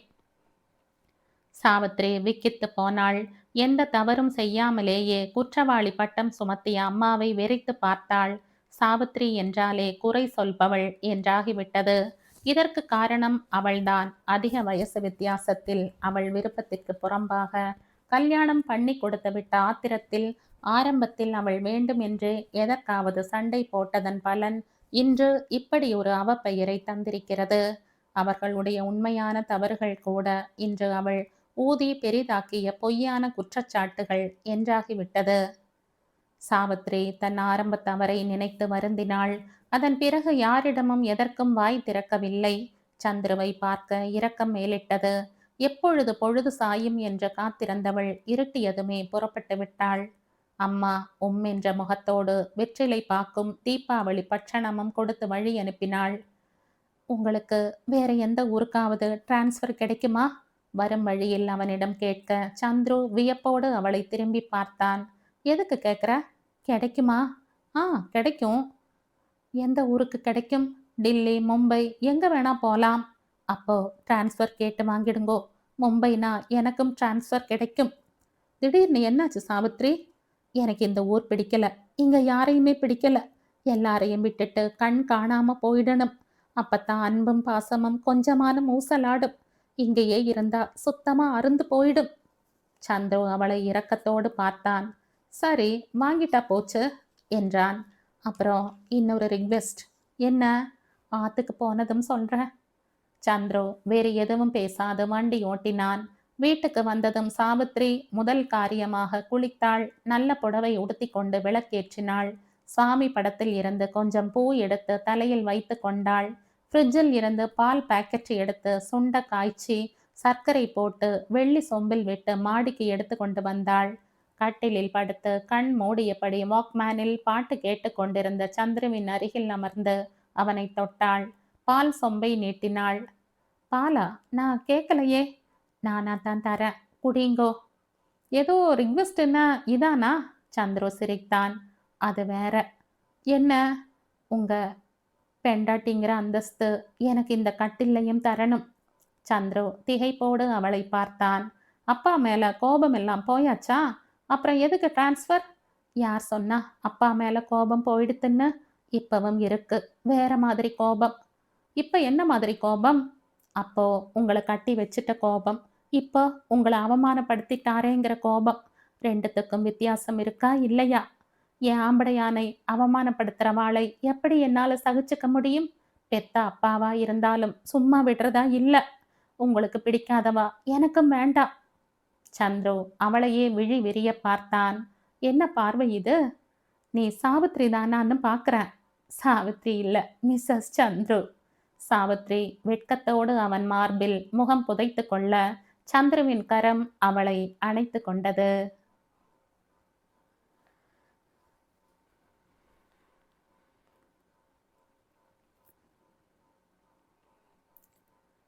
இதோட இந்த கதை முடியுது. இந்த கதை உங்களுக்கு பிடிச்சிருந்தா லைக் பண்ணுங்க, ஷேர் பண்ணுங்க, சப்ஸ்கிரைப் பண்ணுங்க. மற்றும் ஒரு இன்ட்ரஸ்டிங்கான கதையோட அடுத்த வீடியோல சந்திப்போம். பாய். Thank you.